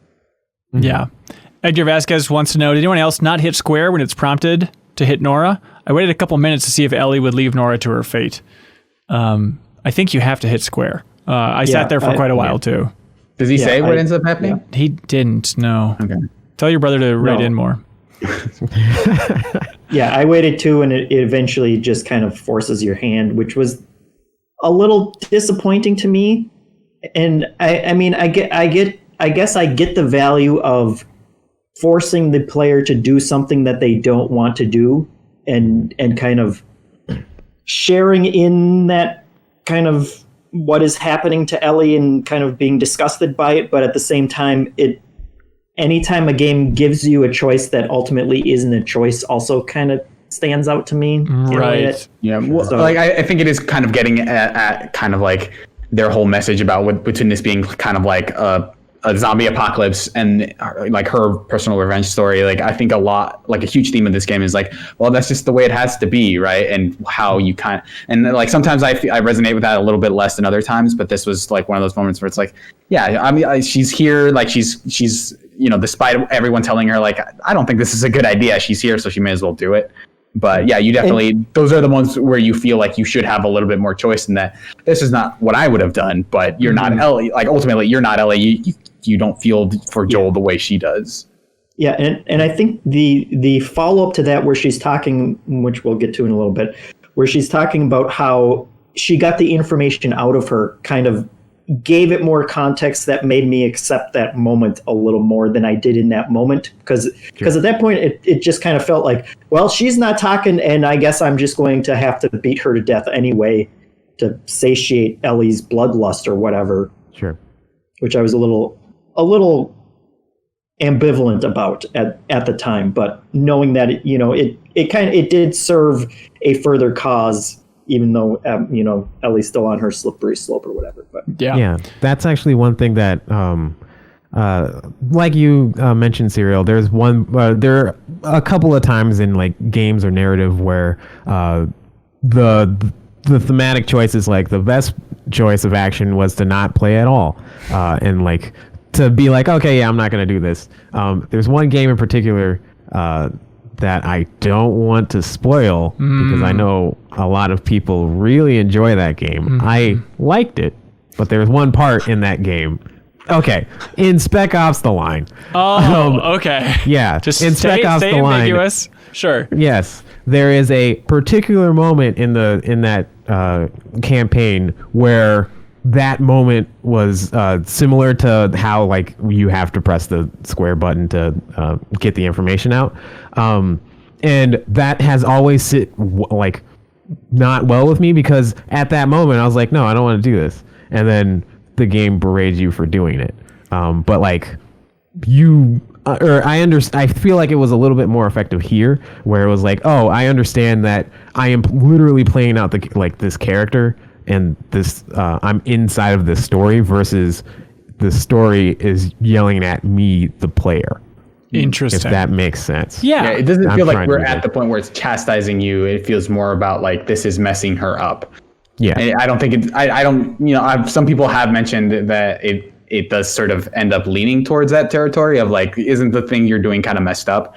But I think it's leaning more into like how this, like these violent acts, how whatever you may think of them or whatever, like they do affect people in a real way.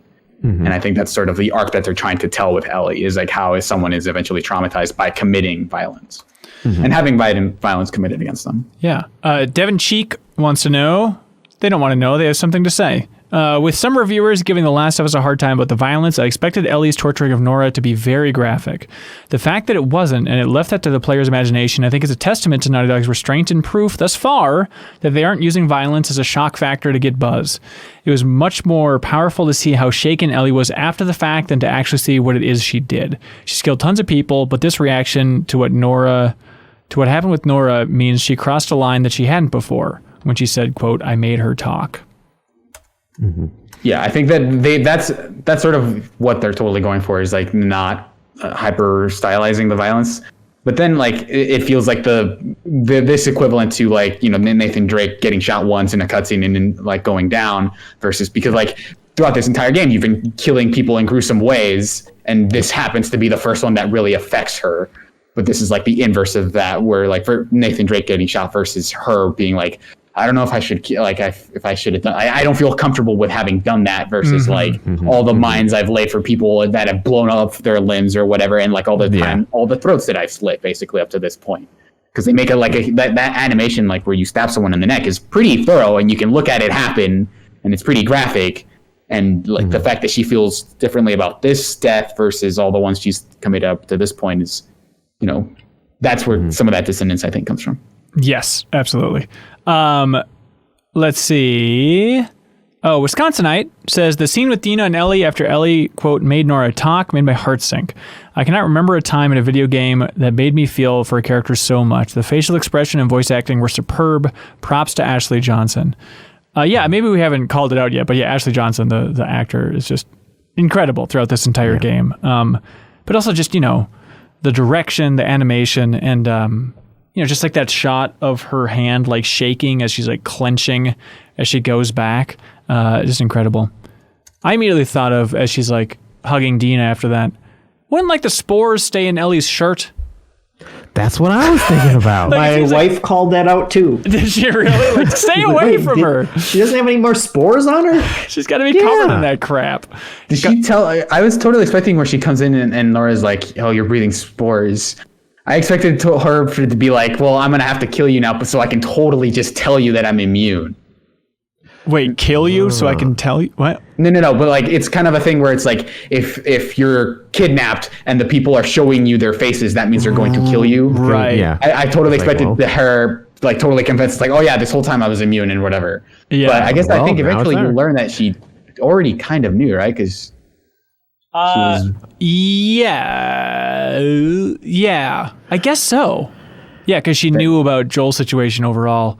Yeah, but then I guess why would she say that she's breathing? Like, why would she be concerned about her breathing? I don't know. It's a weird moment. Well, she knew about Joel's situation, but not about Ellie. Maybe because I think she has a moment where she even says like, "You're the girl" or something. Hasn't she? Or is that Abby later on? Okay. You guys come up with something else to talk about with the scene, because I got to go fix this light. I don't know if you noticed, but it got dim real quick. Oh, yeah. More scene talking. Well, the scene is red, which I think is that. Where is that red light coming from? Because it feels like it's before in the Last of Us 1, it was like from flares, right? It's probably like an emergency light or something like that. Yeah, that's what I was thinking. It was like the emergency light, so it would just be like the auxiliary power lights. I did like that whole sequence of kind of sneaking your way through a hospital, which I think, you know, did a good job kind of paralleling the end of the last game, just being in the hospital environment again and seeing that there were these experiments going on, but in Ellie's perspective this time around. And then I did like that as an ending to that chase sequence of you finally get Nora trapped. You know, all these people are coming in behind you, and then you realize like, oh yeah, this is Ellie's superpower essentially. Like, she can go down there. By dragging her down there, you're essentially killing her at the same time. So there's Ellie's revenge, and then everyone else falls down, and then you sick all the clickers on them when they're down there too. And it was just I enjoyed that entire sequence. Real clicker sick. Then there's the flashback of the other hospital. So Dunder says, here's a small but impactful detail I noticed. When you return to St. Mary's Hospital in the 2 years earlier section, there's a blood smear on the floor in the same spot Joel shot a surgeon when saving Ellie in the first game. As I approached the room, I wondered if that detail would be there. And of course, it was.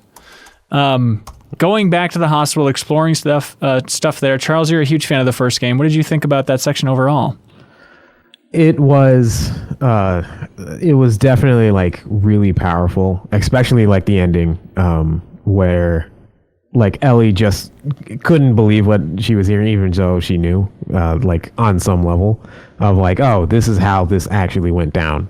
And, you know, being confirmed by the tape But like it was really like gut wrenching. Like, oh man, this one clearly has affected Ellie. But like how she just says, I'll go back with you regardless. I'll go back, but we're done here. Yeah, this is it.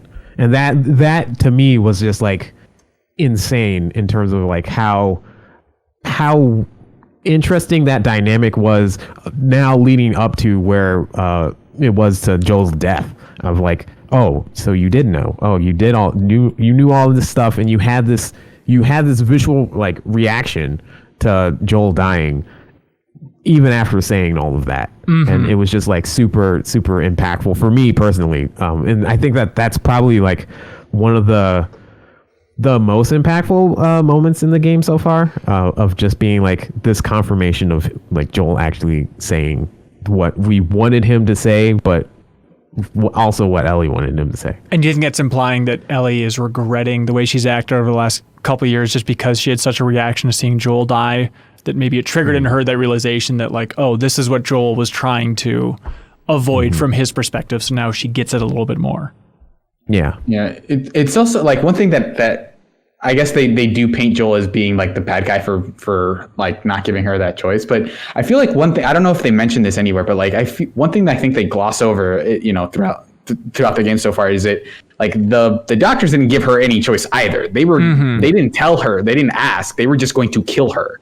So like, and I feel like the game, like that was the thing that was running through my mind through that entire scene. And I was expecting Joel to bring it up, but he never does. So I'm just kind of like, yeah, they didn't give Joel a choice. And if Joel was if I was in that situation, I would consider doing that as well. Obviously I wouldn't get away with it because I'm not good at guns, but like just the idea that like everyone sees Joel as like, no, 100% he did a bad thing by like taking her away.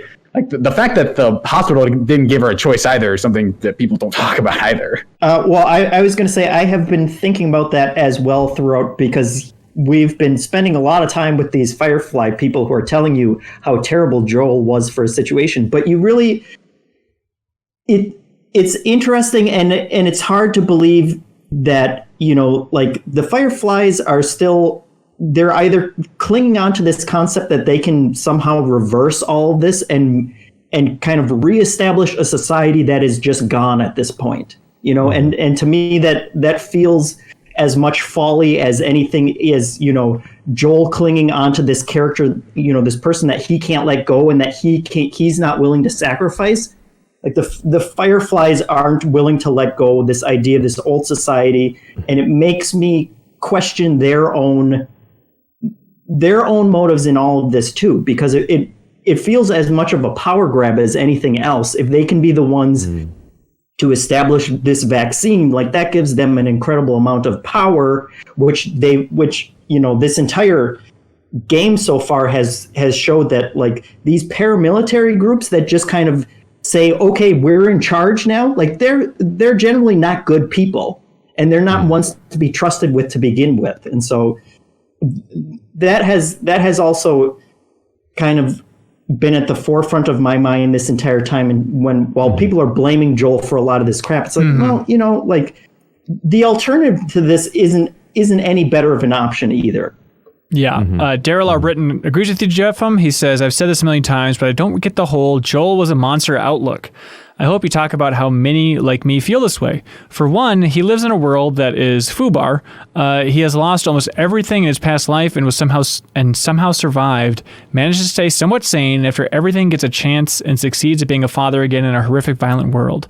And once he does that, he does everything he can to protect Ellie, and yes, he lies at the end of The Last of Us Part 1, but it's for her benefit. And if you disagree, that's cool, but the game director has said many times he doesn't feel that Joel is a monster either.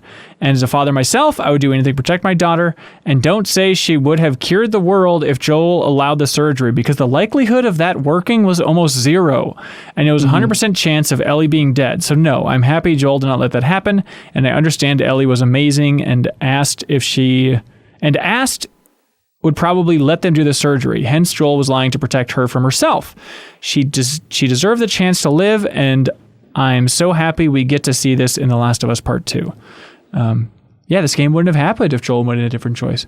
But it is that thing, maybe just because we're all desperate for a vaccine in the real world right now. It is that reminder of like, oh, yeah, developing a vaccine is hard. And just the idea that like, I will just pull some samples from her brain and then there we go. Now we have a vaccine and we can cure the world. I'm sure it is a little overly simplified. Enough vaccine for everyone, I'm sure, which we're just going to administer freely.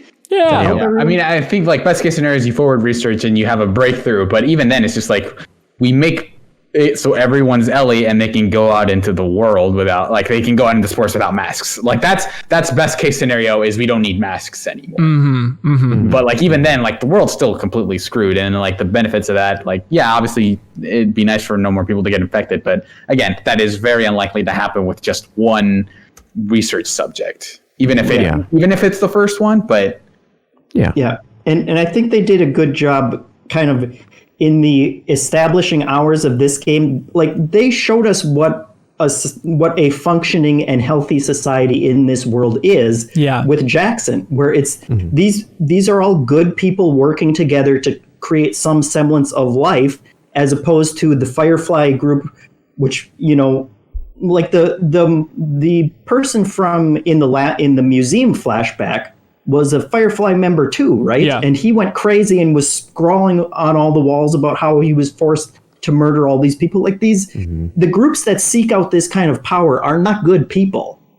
Well, they start out probably with good intentions, and then believe it or not, these systems get corrupt. I mean, there's also like the idea that like, oh yeah, the one good group that you're shown is like just a collective of people, not like a named faction. So there's this element of like, any authority figure who would try to like tell you what to do is wrong. But like these people who are just kind of doing it themselves are good. But like there's totally like this whole of like everyone in those factions eventually it just becomes like a petty tyrant of like, I want to be the person in charge. I want to be able to control the flow of supplies to everybody. And like, that's what makes them a bad person. Right. Yeah. I think that there's a lot of that like gray area that is not necessarily talked about. Like Jeff has mentioned, like the gray area of like, oh yeah, well Joel was acting in like saving her and stuff like that, and I think that gray area part is just not brought up from the opponent side of that, whereas all the Fireflies just say like, what the heck? Yeah, because like whatever things. I don't know what people expected, like when Joel was like, yeah, we're gonna kill your daughter, and him being like, all right, then I guess. Oh hell. You do what you got to do. Yeah. He turns into Arthur Morgan. That's right. Sean Mills says, Jeff, did you get that reference? No, yeah. Arthur Morgan's the protagonist of Red Dead Redemption 2. You okay, yeah. You go we fulfilled our quota. We can move on now. Yeah, I don't think we can, Jeff. There's only one way we can truly move on. It's when you see credits roll in one of the greatest games of the generation. The rest of these comments are actually about Red Dead 2. All right. You got me. We call it the Deepest Dive Pivot. Sean Mills says, I was wrecked by the flashback scene where Joel admits to Ellie what he did. The animation in his face really hammered home that not only was he admitting the truth to Ellie, but also to himself about what he had done and why. He risked the entire world for her out of love, but now she has to deal with the weight and guilt of what he did as well. Hats off to Naughty Dog for such an emotional scene. Yes, incredible. Darkfish Days says, after Joel admits the truth to Ellie and seeing how hard she takes it, I'm starting to wonder, who is Ellie mad at in the present? Obviously, she wants to kill Abby, but I don't think Ellie is just on a revenge mission. I think what keeps her moving is an unresolvable anger at her past. Anger at Joel for lying, at the Fireflies for not stopping him, at herself for not trusting her suspicions. I suspect that Abby is a focal point for all these feelings seething inside of Ellie. I think that's a very smart read from Darkfish Days there. Mm-hmm. Yeah, it just feels like Ellie needs a mission, and Abby has become that mission when, hey, it should probably be supporting Dina. That seems like a good mission for your life in Jackson. Yeah. Well, because like I feel like even in the wake, after being told that like, hey, you could have saved the world, you could have had like this incredibly important purpose in your life. I feel like she is now looking for like, okay, I need a higher I need something to drive me to give meaning to my existence. And she's just kind of hopping from one thing to the next, and like she's not appreciating the thing, Dina, that is kind of staring her right in the face. It was like, this should be the thing that I strive for, not like once I get revenge, everything will be okay. Yes. Matt O'Keefe is diving deeper into this, saying, did any of you have trouble believing Ellie would really go this far? I don't doubt that Joel and Billy would go to the ends of the earth for revenge because that life has been ingrained into them. Ellie, on the other hand, has only killed to survive, never out of anger. Murdering hundreds of people on this revenge quest feels sociopathic to me, especially when she knows Joel did more than enough to deserve his fate. To me, Ellie's extreme response to Joel's death feels like something that serves the plot at the expense of the character. Did any of you feel the same way? I mean, like, I think believability is a weird thing that we like tend to talk about. Like, that's not how I would have done it. But I think in the moment, it people behave erratically and in ways that we don't expect. And, people turning is not like, suddenly I'm evil now. It's always like, well, I did what I had to do. That's always how people justify it, right? I was following orders, or like, I did what I had to do. And they very clearly communicate that she was not okay with what she did. Mm-hmm. But she's kind of now, in the wake of that moment, kind of coming to terms with like, okay, I've done that. How do I justify that to myself? And it kind of is starting to springboard her revenge against like, well, I'm not going to just kill someone and then not continue going after Abby at this point. So it is this spiral of like, I need to justify what I just did by going further down this rabbit hole. But like, they do an effective job of like, this is as much of a turning point as you're going to get with her. Yeah, and it feels like it's not who I want that character to be, It like that feels like part of this equation where it's like, oh, I don't know if that's believable for the character that I built up in my mind of who Ellie is. Sure.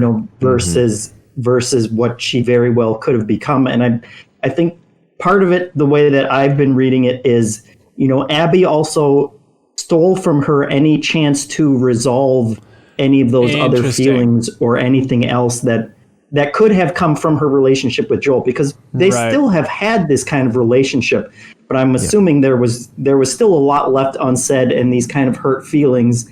And part of it is this realization with her of like, well, I can just never resolve any of that now. And she's the one who took that opportunity from me. Yeah. Brian W. says, I'm not really buying Ellie's disgust or regret in any of these story scene killings. Ellie has slit hundreds of throats already, and I never felt anything other than the relief. The obstacle is out of my way. In fact, to me, Ellie is an awesome badass who can eliminate mobs of enemies like a well-trained hero. That's my Ellie. The gameplay and the story are at odds. How is this still a complaint from Naughty Dog Games? I mean, we've talked a lot about this, I think, throughout it, but well, I think the thing that Naughty Dog would immediately point to is like, how are you so sure that she is the hero, right? Like the way he characterized that is like, she's a badass, she's a hero, and I think they're like, what Naughty Dog is getting at is like they're trying to get you to question that notion of like anyone who does this is inherently a hero just because they are the protagonist, right? Right. But to your point of her being so impacted by Nora while taking out hundreds to get up to Nora. I mean, if you want to be generous, and I'm sure, the game's going to be leaning more into this theme later on and might be able to hit it with a little more finesse than we're hitting it right now. But, her having that emotional breakdown after torturing Nora, you could see it as that was just because of Nora, or that's just because of Owen and Mel. But it's easy to then throw in like, oh no, she's just realizing all the people as well that you've been playing through and killing along the way to get to these people. Sure. It's like, it might be like a cooling down of adrenaline and of like, I didn't even know I was hurt until I stopped moving, basically. Of like, I've been killing all these people in this one thing, and this is like the one resting moment where I do have to come to terms with this. Yeah. So it could be that's maybe the best excuse that I have for that. Yeah, and I mean, ultimately, it is, still an action game, and if you're not killing 100 people throughout this game, then what are you doing on your quest, from a gameplay perspective? Like, there is a reason that dissonance between gameplay and story exists and is going to continue existing if you want a game to be 40 hours long or whatever. Yeah. But I think then you get into questions of like, this feels like a weird response to that exact criticism of like, oh, how come you're killing so many people? It seems at odds with the fact that, Nathan Drake or whatever is like a happy-go-lucky guy, but he murders a bunch of people. And instead of like toning down the violence, they kind of have the story lean into that instead. Like they kind of address the criticism from the opposite end that people maybe have expected. And so at that point, you're kind of thinking like, well, what's a version of this where that addresses it from the other side of like, maybe there are just fewer encounters. Maybe you are just doing more, traversal and like looking at locations and figuring out how to progress over ladders and stuff. And what does that game look like versus like the version of this game where you have to believe that Ellie can kill like dozens and hundreds of people. Yeah. Seattle Day 3, ladies and gentlemen. Daryl R. Britton writes in the first part of the game, Dina was okay, but I wanted to be on another journey with Joel, so it took me a while to get her to grow on me. By the end of Chapter 3, I thought she was great, and although she was all in on helping Ellie, she was also a voice of reason at times. I guess we haven't talked about Dina much throughout this section, but I like in the start of Day 3 when she like gives Ellie the bracelet, and Ellie's like, I don't believe in luck, and Dina's like, I do. Just wear the bracelet. It's a sweet little moment overall. And then Jason Wojnar writes in, he says, shout out to Shannon Woodward as Dina. Westworld who? I'm talking about Raising Hope, baby. I completely forgot that it was that actor from Westwood as Dina. I had disconnected those in my mind, but I think it's that benefit as well, which is a fascinating legacy at Naughty Dog at this point of they're known so much for their motion capture, but those faces aren't mo-capped. They're filmed and then hand animated, at least as of like Lost Legacy, and I assume this is still the same, because the actors don't look like the characters. And that's the benefit of having the actor Shannon Woodward and then the character of Dina, where they look completely different, is you get that hand animation for Dina, and it's this fun legacy that's being carried through because these characters were from last generation. Yeah. Thank you, Jeff. I mean, yeah. Hell yeah. Jason Wojnar also asks, is this the first video game where characters remove their shirts on camera? I don't know. If you remember Gex 2, I do believe it starts with him taking off a shirt. That's an interesting point. And I'm sure it's happened in some other video game before, but I know that like that level of cloth detail is impossible. Like I remember hearing that in The Incredibles, the toughest shot for the team to nail wasn't like a big action sequence or anything. It was where Elastigirl is holding up Bob's super suit and seeing that there's like a rip in it. Like just dealing with that cloth is just a nightmare. I know we've come a long way since 2004, but I do think it's an interesting note overall that it's like, we just take it for granted that it's going to interact with cloth in this way. Yeah, that's a weird like thing only video games do, where it's like if you're watching it the way you would a movie, you'd be like, oh, she's just taking off her shirt. But because it's a video game, it's like, look at that shirt. Right. Of course. Yeah. And then this section overall was interesting. Just their discussions back at the theater. Also, it's like, that realization of, okay, this is the structure of the game. It's going out on little missions and then coming back to the theater as the home base, almost like it's more of a kind of free form living game or something. But the discussion they have back there where they say, okay, we're just going to get Tommy, then we're going to go home. And Ellie's like, absolutely. Like she just lies to Jesse and everybody. She probably knows in her mind exactly what's going on and where the story is eventually going to be going. But, I like the discussion too about how they should just leave or get Dina to leave. And then Jesse's like, Dina's not going to leave without you. Like this needs to be an all or nothing affair. They've logicked through the plot to a decent degree where everybody is justified in exactly where they're at. Like it does strike me as a little bit weird that Jesse would go, but like obviously he still has that attachment to Dina, but it does feel like, I was behind you the whole time, but like I really made time and didn't sleep for a long time to catch up to you guys. And now I'm conveniently here. He did it. He did the work, man.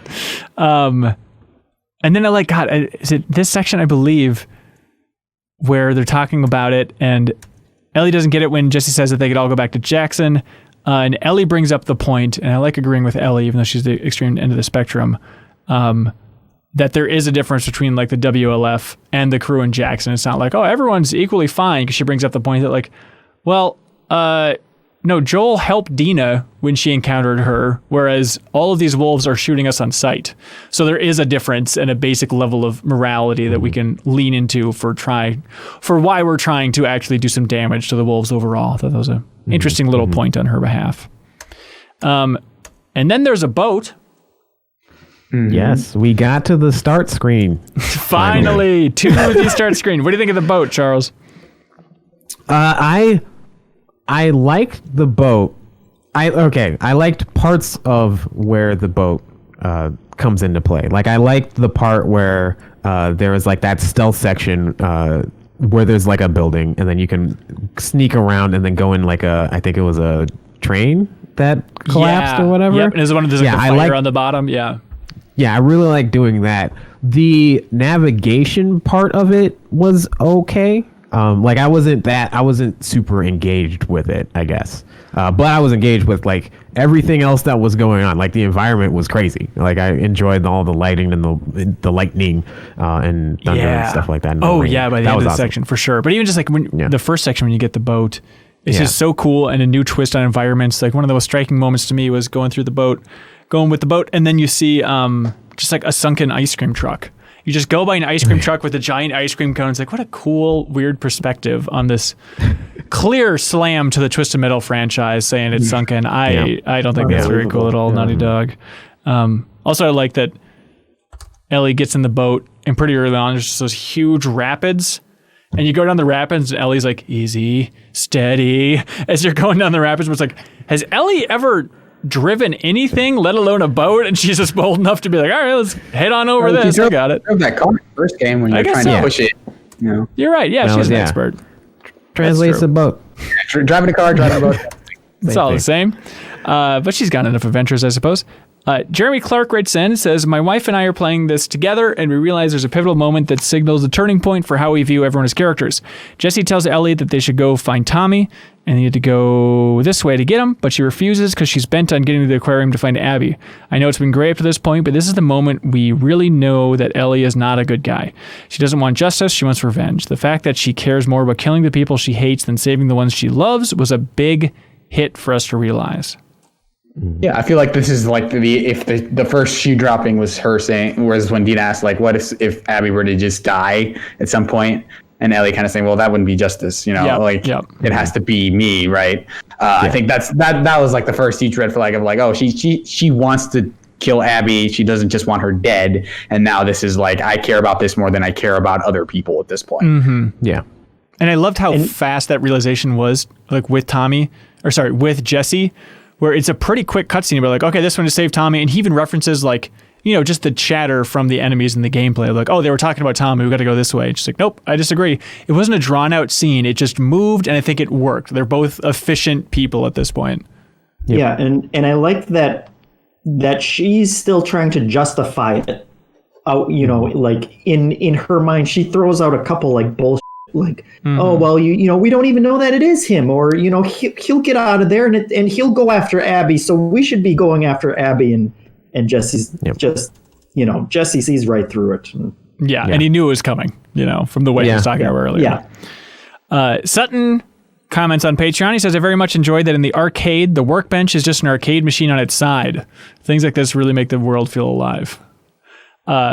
We all love that arcade, right?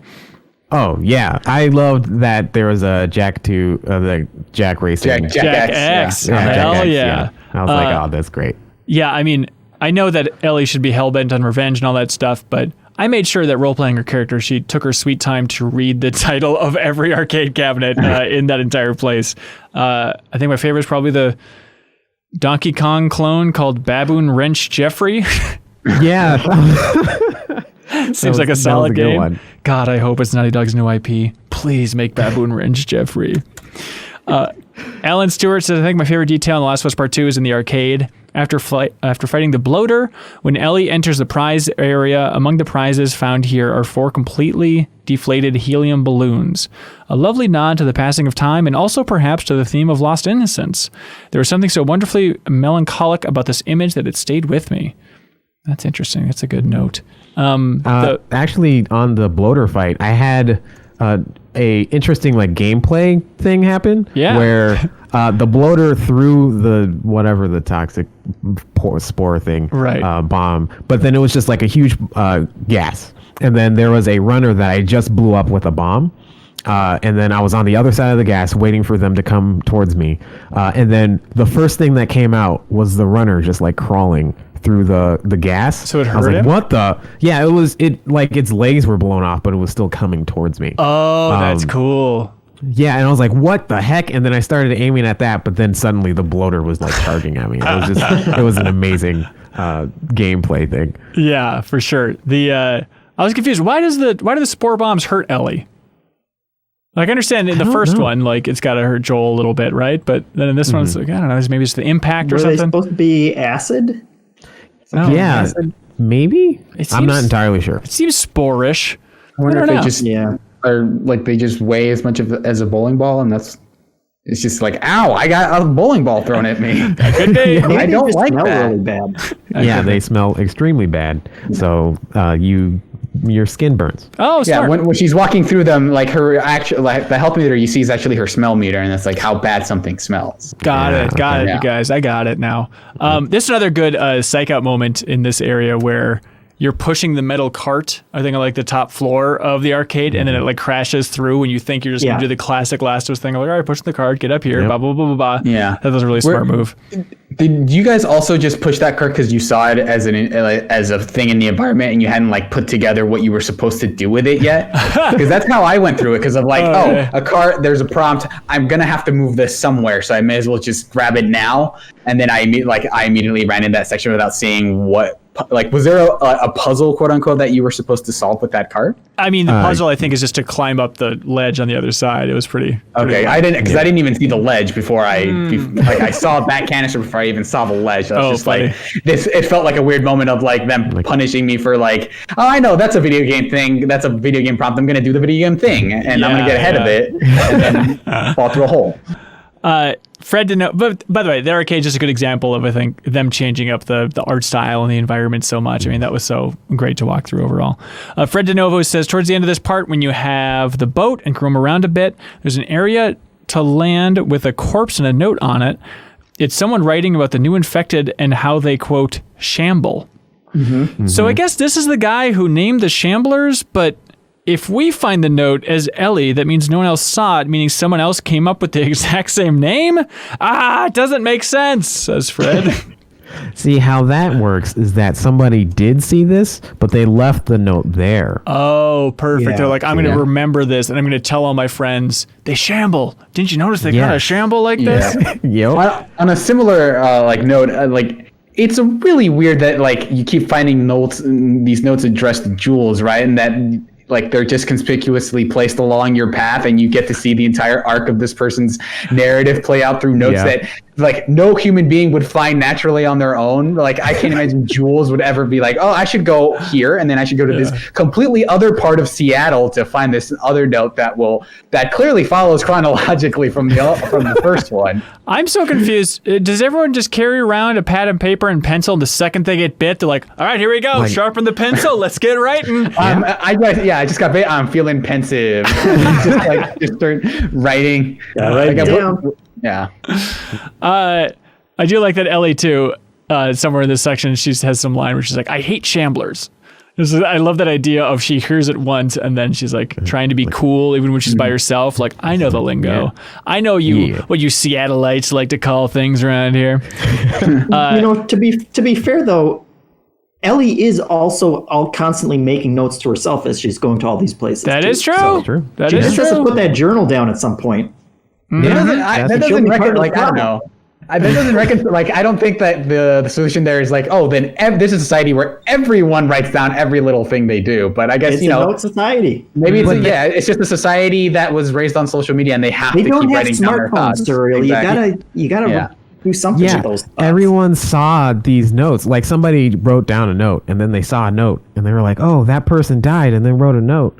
Wow. I'm grabbing this note. I'm going to retweet it. Yeah, I'm going to retweet it. Or like, they're going to be like, well, when I die, I want to write it down a note. Like, I want to be in that position where I'm writing down a note and somebody finds my note. And then they start doing that. And that's how they got viral. In Jackson, there's a huge public board where people just write down their thoughts and then they can reply each other on the huge board. Yep. Gotta get my social media posting out of the way. I just had an epiphany, and now if it doesn't happen, I'm going to be upset. What if in the second half of this game, you're playing as Abby, or like you jump to play Abby's perspective from the end of this section, and you then get to pick up Ellie's journal like it's a note and read through it, and that's how Abby connects to Ellie. Very good. Odds? Jeff, odds of that happening? Then that makes me not want to read it. You know, Hang on. I didn't hear Jeff. I didn't hear Jeff say 100%. I said 1%. 1%. Okay, 1%. We'll see. Patrick O'Connor says, I've loved how the game has played with my understanding of third-person action games. There have been plenty of rooms with chest-high walls where conflicts didn't occur. Simultaneously springing encounters and seemingly innocuous exploration sections has made everything feel far more organic than the first game. Yeah, that, and like I think there's that part in that we talked about where they give you all the ammo, but then there's no encounter, which is the thing that video games do all the time. It's just like, oh, there's gonna be a boss encounter. We're gonna make sure you're stocked up. But here, yeah, there's that earlier part. But yeah, you do see like it. But again, it feels like they're addressing the criticism in the wrong way of like, instead of like making environments where it's very obvious it's a video game layout thing, instead just make the environments look more natural.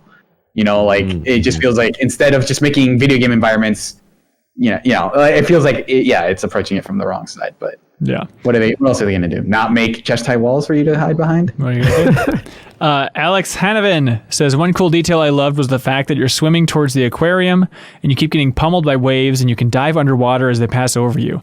I did it almost instinctively and thought there's no way they'll actually do anything, and I was pleasantly surprised that they took that into account. That's amazing. I didn't think about going underwater. Yeah, I did that. But like when there's a big wave coming, you can swim underwater to dodge avoid the it? wave. Yeah, I guess so. I mean, knowing Naughty Dog's attention to detail, artistically, the second that thunder starts clapping, is that what you say, Jeffem? Yeah. Okay. Yep. The second and like there's a storm brewing, it's like, okay, there's going to be some horrific stuff happening here. There's a reason the storm is brewing, and it clearly has to mirror what's going on in Ellie's mind. So preparing for the S to hit the fan. You're not going to walk into an aquarium when there's a thunderstorm and just have a calm conversation with someone and be like, man, that lightning outside is really loud. You know, Abby and I really bonded over the sturgeon. We feel like it is a pretty cool freshwater fish. Hunter S. Sachs says, in this section, we met the Whistle Squad and had a sneaky craft bench. However, last week I mentioned I'm an audiophile, and that's highlighted especially with the score. The most specific moment at the score being especially powerful and foreboding is the eerie, subtle droning note as Ellie approaches the aquarium. It reminds me of the score in Arrival. It tickles and scares. And I assume this is a conscious effort, but it definitely seems like the score is getting more electronic as the game goes on, and I wonder if this is a matter of trying to mirror Ellie's mental state by kind of leaving the beautiful guitar work behind and it just being this kind of digital distortion in her brain at this point. I noticed that as well, where it's like becoming more distorted and droning. It almost sounds like John Carpenter's soundtrack to The Thing at some points. It's really all over the place in a cool way. Nick Olson says, I'd like to take another moment to applaud the sound team for this section of the game.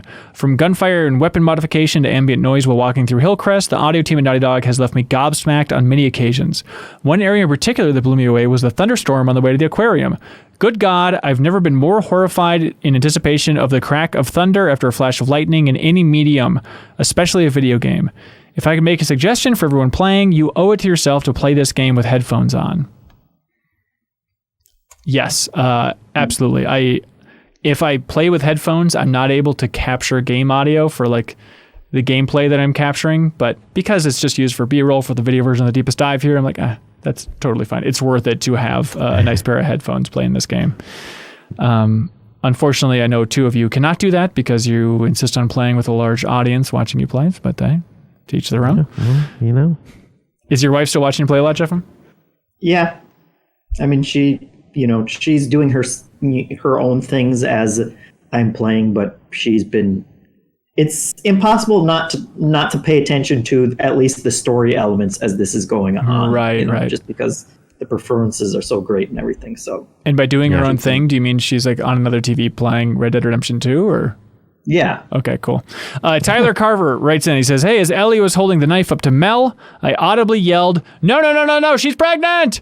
The following scene was a heartbreaker, but so well done, yet they immediately make you forget it when Jesse gets shot in the face, and even 5 minutes later, oh boy, there's a lot. Also, Abby is freaking jacked. I don't know why she brought a gun to the gun show. Yeah, look, there's a lot going on here. Okay, this sequence with Owen and Mel, Surreal, how did that hit you? Yeah, so I guess I didn't know that Mel was pregnant before that. Was that because the shot of her robe like kind of falling over and her having like the belly, it did feel like that was supposed to be the reveal. But do they mention it ahead before that? They did, yeah. When you first played Abby, they had a discussion. Oh, that's right. Yeah. About her being pregnant that you could piece together there. I was happy to see those two again. Cause like, oh, that's right, these faces. And in particular, I think Mel just has like such an interesting, different video game face. Like her eyes are so different than the standard video game character. And so I was excited seeing her and I'm like, oh, I want to see more of this lady. She has a really interesting face. And then not so much. I'm not going to see any more of that face. Not going to, Yeah, the loss of the human life in the child, devastating, but I wanted some more of that face. All right, never mind. Spencer Botine says, the aquarium scene was the most surreal feeling I've experienced playing a video game. Notice there's a lot of these very extreme statements from the community. Yeah, a lot of hyperbole going around. Oh, did you catch that, ladies and gentlemen? Surreal the Star King. People really love this game. Like, is it hyperbole? I don't think they're alone in thinking it's their favorite game. Can it be honest hyperbole?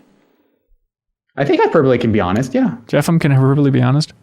I don't think so. Also, I don't trust that any of the that's people. how hyperbole works. I don't know. Anyways, the most surreal feeling I've experienced playing a video game. I walked into the room with Mel and Owen, knowing how the situation would play out, but it nonetheless left me breathless and lightheaded. I had to put the game down and stop for the day after that. I have a prediction for why Abby sought revenge on Joel. I think that Abby is the daughter of the doctor Joel shot at the end. Going back to St. Mary's and finding the note specifically stating that no cure could be created because the only person who could concoct one is now dead. I hope that's not the case, but... Oh, I guess I misread that as like them thinking Ellie was like, surely she's dead. But I guess it makes more sense that it would be the doctor. Oh, yes. That's what that is about. Yeah, I hope that's not the case, but it could be. Yeah, that's one of those things where I think we kind of overthink and end up making these worlds a little smaller than they have to be, where it's like, this is a character, they must have, their parent must be important and we're going to meet them at some point. Or Right. Yeah. The person who shot Batman's parents is the Joker or whatever. Yeah. That would never happen. That's outrageous. Did you guys catch them saying something about an island? Did they say that Abby was on an island? What was that? I'm not entirely sure. I also heard, I was like, oh, is that what they were like? Abby went somewhere and they were debating on whether or not to follow or go. Okay. I'm not, I don't know. Yeah, I'll have to go back. And there was a moment in the hospital section where they said that Abby broke out of a prison.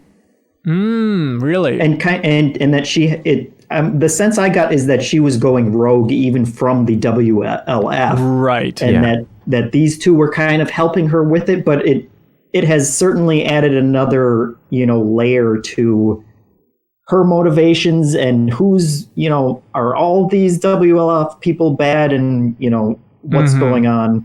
I guess we'll never know. No. Because this is the end of the deepest step. No. But then you go back to the theater after this section.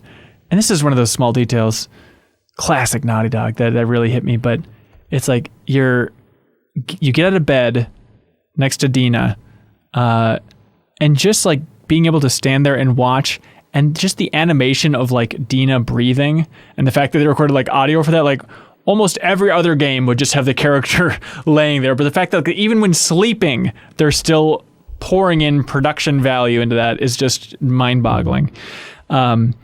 Joshua Duproy says, was just wondering how everyone felt about Jesse's abrupt death scene at the end of this section. Personally, I was starting to warm up to him, and I think his death actually hit me harder than Joel's did because it's just so sudden. And Jay Purrington brings up the point that I did not realize or think about enough. Jay Purrington says, that dude never even heard the mother of his child tell him that he's going to be a dad, and it makes me so sad. And that's when I was like, oh, God. That reading that comment for the first time hit me harder than during the scene itself. Jeff, how'd you fare with that one? Yeah, that again, it reminded me of Joel's death, all the more extreme in the sense that like there's no build up to this, there's no glamour or honor to it. It is just, this is how easily lives are snuffed out in this world. And he also it also reminded me back to the conversation that they had in the children's bookstore too, where he's like, my mom's going to be so proud, when I have this kid here. And it's just one of those characters that had a lot of potential. It kind of reminds me of Game of Thrones in that way, of like characters who have all this potential, and then you just snuff all of that out so quickly that it hits you really hard. Yeah, and I loved how fast it was too. And there's a moment of, okay, he's shot, but maybe he's okay. Then just super fast close-up of his head bleeding. It's like, okay, as definitive as it can be, and we don't have time to think about it more right now. Yeah, and Ellie goes through that same thought process too, where she's the one who kind of looks over to like see if he's okay, and you kind of see that through her perspective as well. Mm-hmm. Yeah, the way that she is shot very much mirrors kind of her, like how she's processing the information that's being presented to her when she walks in. Yeah, and it's so sad of like, Jesse having that conversation just before this scene, where he's like, where he says, my friend's problems are my problems. And then Ellie goes, you're such a sap. And he goes, okay, how about my friends can't get out of their own damn way? Like he's just here because of other people's mistakes. And then he ends up losing his life because of it. Yeah, one thing that I realized after the fact, after like stopping here, was that like what Ellie does is similar to how all the other people that like if you kill somebody in like an encounter, and they go like, they will react. They'll be like, Mark or something like that. Mark, but like Ellie did the exact same thing when she turned, said Jesse, and then like, really? Yeah, and then it was like, oh, this is like it kind of put into perspective, like this is how this goes for every encounter or like every day in this world, I guess. Where like somebody that you care about, like they have this long backstory and they have all these things that are going on in their lives, and then you say their name at that part. And it's really it was really I don't want to say humbling. It was heavy, but I don't know better words. That works. Jason M. O'Brien asks, is anyone else like me rooting for Abby at this point? And Jose Gabriel says, Abby's last lines kind of shed away some of the anger towards her. You killed my friends. We let you both live and you wasted it. Joel obviously did something wrong to her. She got her revenge a few years later by killing him, which is pretty much what Ellie is trying to do to her, except spared the lives of Joel's comrades. The revenge tale has been used in video game storytelling multiple times, but the game makes the gravity of the consequences more felt than most. I love that line where she's like, we let you both live and you wasted it. It feels very much like Frieza and Goku cereal, where he gives Frieza that chance to you live. Fool! You fool! Yeah, it's exactly the you fool moment. But there is also a little bit of like, look at what you made me do, because they did go and kill Joel and they let them live, but it's like, I was so nice to you by only killing your father figure. So it's like, it's all relative. But it's bare minimum revenge. It's not, slash and burn revenge. I didn't complete the optional objective on this. That's right. Dignity. But it also plays out exactly the same way for her, where the conversation they just had was like, well, you know what, Abby gets away. Like we didn't get her, and we're just going to have to be okay with her getting away. Yeah. And she did the exact same thing with that freedom by coming back and continuing this fight. Yeah. Ellie tells her that she is the cure, just to clear up any confusion there. She knew about Joel, obviously, but just say like, yes, that was me. What did you all think was going to happen? Did anybody have thoughts? Obviously, it's a surprise when Abby busts in there. I did not see that coming at all. But did anybody have predictions? I was personally, and maybe this is insane, but because there's so much talk on the internet about how bold this game is and how crazy it is and wild big swings, there's a part of me, not the emotional part, but the part that just loves the video game industry. I'm like, I hope this is just insane. I hope that she kills Tommy and Ellie right now, and then the rest of the game is just Abby. Like, I thought that would be so absurdly huge. I mean, they have established precedent by making her playable, so they could totally You could totally go that route. Yeah. Yeah, you had mentioned that last episode too. Oh, really? Questioning whether Ellie dies, and the thing that made me think about it this section is that I'm almost completely done filling out her skill tree at this point. Oh, interesting. Like, am I just not going to progress the character for the next half of the game? I think that's probably a pretty good way to look at it, because I was thinking about that too, about like, okay, obviously we saw there's a flashback for you playing as Abby, and so it's that kind of liberating feeling of, okay, I don't have to worry about a skill tree for a while, but maybe we do, and we'll be building it up from square one with Abby here. Yeah, so I don't know. That certainly made me, the first time you said it, I thought you were crazy, and now I'm kind of questioning where everything is going. Yeah. Well, Donnie's with you. Donnie wrote in, says, it's pretty uncommon that I'm this many hours into a game and I still don't really know where it's going. With what I saw at the very beginning of the game after it fades to black, I expect it's still a ways off. This is a lot of time to dedicate without having any sense of the payoff. The first game was long, yes, but very early on you knew the end goal, and with this, I can't imagine the end goal is just revenge. Not that this is exactly a complaint. By the end of the game, I could walk away with a lot of appreciation, but after the second session, I still don't know what I'm supposed to feel about it. I think that's supposed to feel is kind of that part where I'm sure Naughty Dog would say, yeah, feel what you want. But does anybody have thoughts on where this thing is going? Predictions? We're going to go into a flashback. Smart. Right. One that involves Abby's father, I do believe.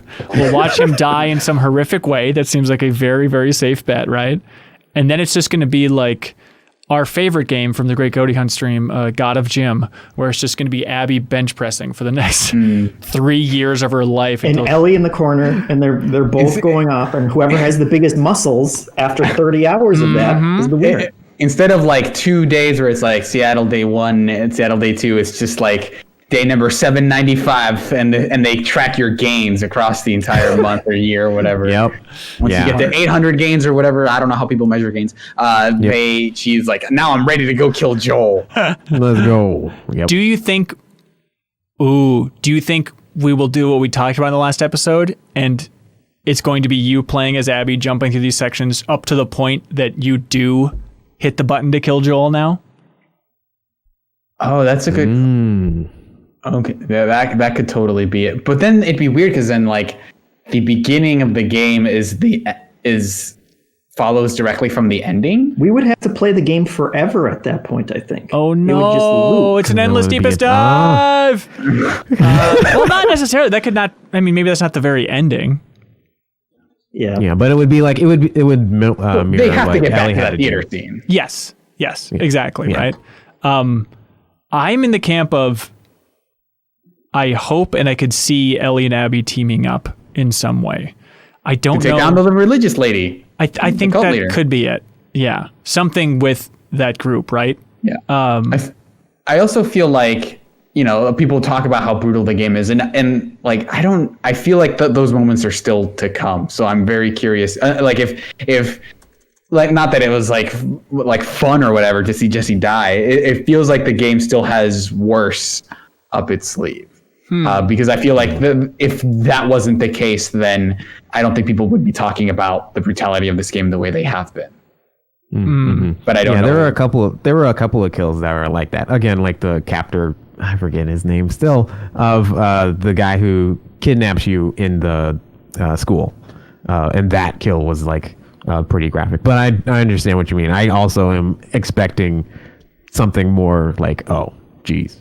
But a lot of that's still just, bouncing off the internet and trying to react based on the first half of tweets that I keep seeing in my timeline. And then it's, no, I don't want to look at that anymore. Oh, no. Yeah. You duck out of the way of your phone? I don't know what else to do, yeah. Throw it across the room. Speaking of ducking, Surreal, Hurley 13 Tank wants to bring up that the exploding arrows... Not sure if you use them, but they are absolutely horrifying. In a game that prides itself on its realistic depiction of violence, the exploding arrows weigh heavy. I used them a few times and only a torso-less set of legs and a recently repainted room.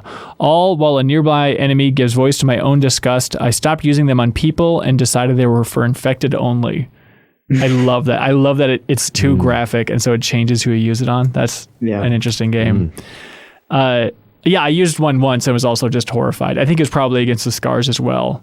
I think. I'm trying to remember if the timeline works out. But just that moment of like, all right, I'll shoot this. And I was like, holy God! Like, this is colossal. I think I'm way behind on the skill trees than you are. I think playing on hard, does end up giving you less resources on that front. I don't know if that's true. But I feel like I also went like full stealth. And like, that's how I was able to prone more quickly. And gotcha. I think the last one is like arrows, I think, like they give you twice the arrows for crafting. Yeah. So it could make it a lot easier. Yeah. I also find it weird that like at some point in the game you find like one of those magazines that give you an upgrade to your skill tree, that unlock a new skill tree. But she literally picks it up and says, I'll read this later. And then it says upgrade tree unlocked. Yeah. I do remember later, that. like right now. Joe Smith says, anyone else find out the hard way that you're not immune to your own mines?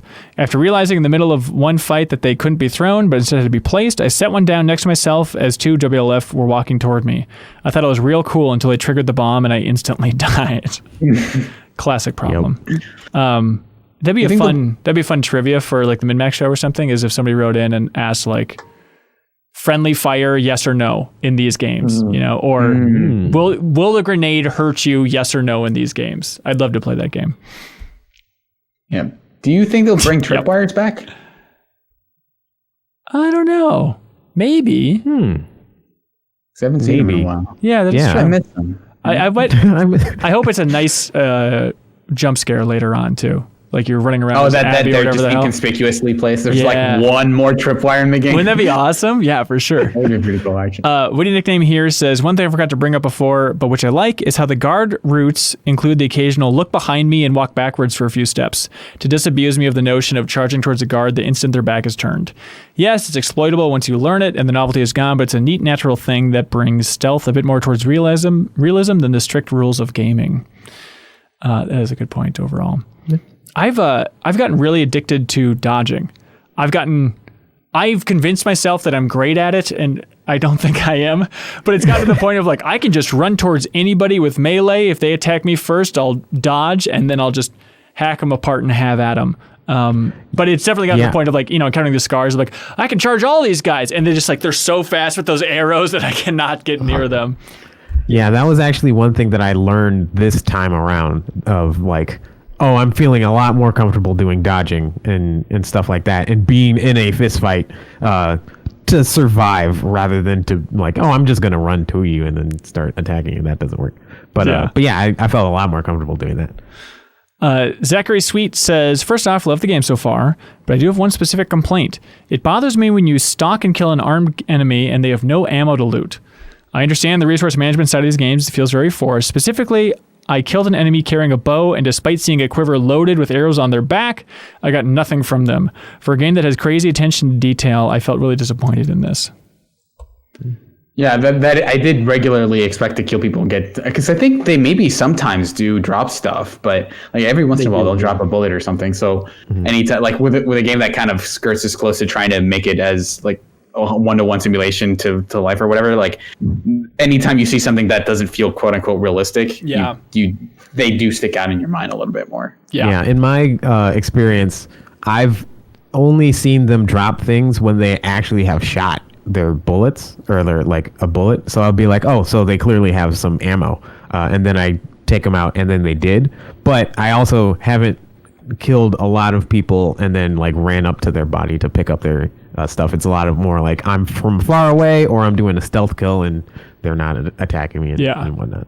I do love the headcanon though of that they don't have any ammo left and all of these people in the world then are just like holding empty guns up trying to get you to stop or they just fired their last bullet just before you got to them. Nick Richards says, this is for collectibles and pickups. You can turn on a pulse mode for the listen tool. Once you are in listen mode, if you hit circle, it'll highlight everything in the radius. It helped me a lot for finding all the pickups. So apparently it's an accessibility setting. You can turn on this pulse mode, and that sounds amazing. I haven't dug through that specifically, but also this game is so smart. I love that it had a little pop-up. I had like 72 supplements, and it just like popped up on the screen to let me know that. Just like, hey, a little reminder. give yourself some upgrades here, which is a very nice, subtle, helpful touch. It also has the crafting wrench that shows up next to your health. Yeah. It's like, I can craft things. Right. Mark Paris says, one little detail that tickled me was seeing this universe's version of Warhammer 40K gaming. In one spot, you go through a comic book shop, and in the upstairs, they have a 40K game going on. The Space Marines almost seem like it could be copyright infringement. Everybody's got Space Marines. What are you going to do? Eduardo Estavo Morboxis says, don't know if y'all noticed it, but when you're out with Jesse and go through a conference center, there's a note that you can pick up that says, quote, Shadow of the Colossus is definitely a 3D platformer. Prove me otherwise. I don't know. There you go. MinnMax Show podcast reference, everybody. And that is absurd. Eduardo says, seriously, though, how does Ellie keep her notes dry? Wow. Yeah, she's jumping into a lot of water. Yeah, they're really tightly bound. I think is how it works. That pouch she's carrying around is airtight. Yeah, waterproof, all these things. Oh, yeah. Marty Colley says, I just had to follow up on the Pearl Jam discussion from the last discussion. I listened to Kind of Funny Spoilercast on the game, and in the episode, Neil Druckmann told Greg Miller and Ashley Johnson that his team actually did research Pearl Jam, and apparently they performed the song live on YouTube in July of 2013, before the album's October release and before Outbreak Day. So the official canon must be that Joel heard the song on YouTube. So smart. That's awesome. Joel does definitely seem like a preview of a Pearl Jam song on YouTube kind of guy. I gotta see the new Pearl Jam. That sounds like a Sarah thing, and he happened to be in the room. Oh, smart. There we go. He's actually watching that YouTube video as the outbreaks were happening on the news in front of him. So he's like watching it on his laptop, and meanwhile he was ignoring the signs. Yeah. Look where it led him. Jeffrey Cloutier says, one thing I didn't bring up last time was how many level 1 infected there are in this world. You'd think it's been long enough by now that everyone would know how to avoid getting affected, or at least be like a clicker at this stage. Is it time, or is it also is some other freaky stuff factored in for when they level up to the next stage of their evolution there? Yeah, I think it might also be like if they are in the same spot for a while. That's where like the spore areas come in. So I think that also might interesting. be it. Okay. That's where they germinate. Yeah. Yeah. I can see that. Derek Maldonado says, I just got the game on Friday, and I'm depressingly powering through it to the stopping point. I just want to bring up the fact that through the first discussion, no one mentioned how swole everyone was looking. It makes total sense with it being the end times and all, and people having to be at their best to survive. Yeah, that is true. You know, we talked about the detail of Ellie taking off her shirt earlier, and I hope that didn't come across as in a creepy way. But it's more just the idea of like every time you see her back in this game, it's just like, holy God, it's just like pure muscle and scars. It's so crazy. Derek says, also, I'm surprised how pacifist this game allows you to be. I know for a fact I've killed less than half the human enemies I've encountered. All the stalkers, though, because F the stalkers. Yeah, that's fair, Derek. That's fair. Matthew Woksh says, Naughty Dog frickin' loves tandem lifts to get under gates and heavy obstructions, don't they? That's it. That's my comment for the week. All right. Thank you, Matthew. Yeah, they do. It's nice little character moments. And conveniently barricaded doors. That's right. Yep. It definitely shows that I'm really interested in how that persists in like the PlayStation 5 and when we don't need to worry too much about loading and all this other stuff and technical reasons why we're doing these things. Yeah. They'll have to change everything. Strange Sloth comments on Patreon. He says, I'm having a blast playing this game. Everywhere I turn, there is something new. One of my favorite things is the model viewer and the replay encounters. I went back to fight the bloater in the arcade 3 to 4 times. Although I was disappointed that when you can make him run into the arcade machines, upgrade parts don't fly out. I think that would have been a nice video gamey touch. I didn't know that you could go in there and replay encounters. I didn't either. No, this is news to me. So I thought it was like individual chapters, but I didn't know it was like for individual encounters. I wonder how they break that up into like different sections, but that's cool.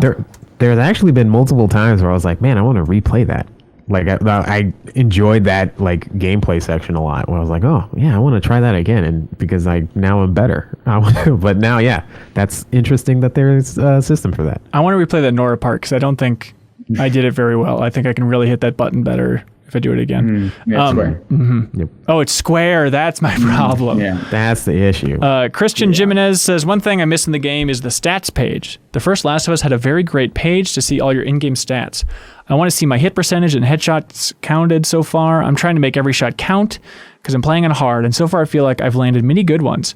How do y'all feel about stats pages from a narrative perspective? Does knowing how many people we've killed make a difference to the in-game narrative? I think so. Change it, right? No, but I remember I definitely had that. Sorry, Jeff, to bring it up, but I remember with like Red Dead 2. God, was it that one or Red Dead 1? I remember at the end of some Red Dead, people talking about like, oh, it's a couple of good characters. These are really strong characters doing their best. And then it's like I ended up killing over 800 people or something absurd like that. Like, I understand what Christian's getting at, that it can kind of undercut that at times, but in a way, maybe at this type of game, they'll be saving that stat for the end to help drive home how much of a maniac you've been. I don't know. But it is interesting that it's not in there in the same I've never way. thought about it from like a narrative standpoint. I've only thought of it of like a mechanical one where like I do enjoy stat pages. Like Hybrid has a bunch of stat pages and it's all animated. I'm like, oh, this is great. But like, yeah, from a narrative standpoint, I never have like associated in-game stats with oh yes, you've killed 750 people and 60 of those were headshots between the eyes. Yeah, I wonder if Naughty Dog just didn't want that used against them even, because like, with the Naughty Dog stats, it's like, okay, Nathan Drake, we know exactly how many people he's killed, so maybe they're trying to hide that a little bit more. Joe Kefchinsky says, am I the only one who is thrown by the fact that police cars aren't ammo caches? Yeah, it makes sense that they would be the first things looted in a post-apocalyptic world, but that's not how video games work, Naughty Dog. Yeah, they messed up. They've made so many crucial mistakes. That's it. Other things we haven't touched on for this section of The Last of Us Part 2? I really want to play the next section. Yeah. I'm so curious about it. Waiting was a real pain. I know. I finished it before the weekend too, and I've been sitting on it. I'm so excited to play this section of Abby and Abby's past, because like I love the flashbacks. I love how they're less stressful and more of a narrative focus, which is personally what I'm interested in overall. I'm wondering how much more I'm going to attach to Abby. She's such a odd character at this point. I'm curious how much I will relate to her. I don't know how tragic her father's death has to be, or maybe his life. Who can say whether he dies? It's a big ask, I think, because I think they're equating both Ellie and Abby at this point, and obviously everyone is more familiar with Ellie. So I'll be curious to see how is the rest of the game? Are you playing as Abby, or is it just one flashback and then you're back to Abby? Or to Ellie. Yeah. And then the only other thing is that you guys remember that boss fight in the flashback, the Shambler, where you're fighting it with Joel? Did Joel end up killing it for you? Yes. I think wait. Oh, does he like jump on you and then Joel like grabs him or something? Yeah. Okay. Yeah. And I fought him for a long ass time. Just running around shooting him until I had no more ammo left. And then he finally caught me, and that's when the end triggered. So I'm thinking that's just scripted. Yeah. So what ended up happening for me was that he'd killed me a couple of other times in different ways. So anytime I saw an animation trigger, I would just immediately reload the checkpoint. So I didn't know that Joel could kill him. So I was trying, that was the part that I was stuck on the longest because I didn't know that there was an animation that basically, like, you're supposed to just wait basically until that thing grabs you and have Joel kill it. Yeah, I was in the middle of that animation. I was like, oh, well, here it is. I'm dead. And then, Joel comes in. I was like, whoa, I feel like there was a lot of people who would have not done that and like would have skipped that. Yeah. Okay. Yeah, there would have been. Oh, no, sorry. Thank you to everybody that watched this. Thank you to everybody that listened to it. If you're watching this, we'd always appreciate if you subscribe to our YouTube channel, or if you told a friend overall, or if you want to submit a comment or have the podcast version of this, you can consider supporting us on Patreon. There's links everywhere on the YouTube page and on the screen. We'd appreciate your support to keep this format rolling into the future, because there's a lot of other games we want to do in this gigantic game club discussion. The next discussion for The Last of Us Part 2, next week, airing on Wednesday. I've also been told this is a tough one to communicate, But Great. Yay. no, it's going to be easier than the last one for the stopping point. So for the next discussion, it'll be everything in the game from obviously the end of Seattle Day 3. And then I was told, play the next 2 days. There will be a notification when you hit something beyond those 2 days, but seems easy enough. Play 2 more days of the game. Jeffem, you seem disturbed. That's not helpful at all. Why not? Especially if you're dealing with flashbacks. Like 2 present days? I think you'll see title cards. I think you'll see title cards, right? I think so. It's the moment you see what the 3rd title card is when you stop. Yes, I would. Yes, they said that there is a title card. Yeah. So if you see one title card, keep going. If you see a second one, keep going. If you see a third one, stop. Yes, just play through 2 days, everybody. Okay. Let me know if you're confused about how to get the podcast version of this or about where the stopping point is, all that fun stuff. I'm looking forward to playing through it and reading all of your comments along the way. All right. Thanks so much, everybody. We'll see you next week. Bye. Do you want to get your name or Twitch or YouTube channel in the description of everything we release? Record a podcast with us, put a picture of your choice on MinnMax's TV, or a whole lot more? You can check out the benefits for supporting us on Patreon. If you support MinnMax at any tier on Patreon, you can submit questions or comments for us to read on the air, and you'll also get access to the wonderful MinnMax Discord. We need your help to keep this whole indie trainer rolling, so we'd appreciate it if you checked us out.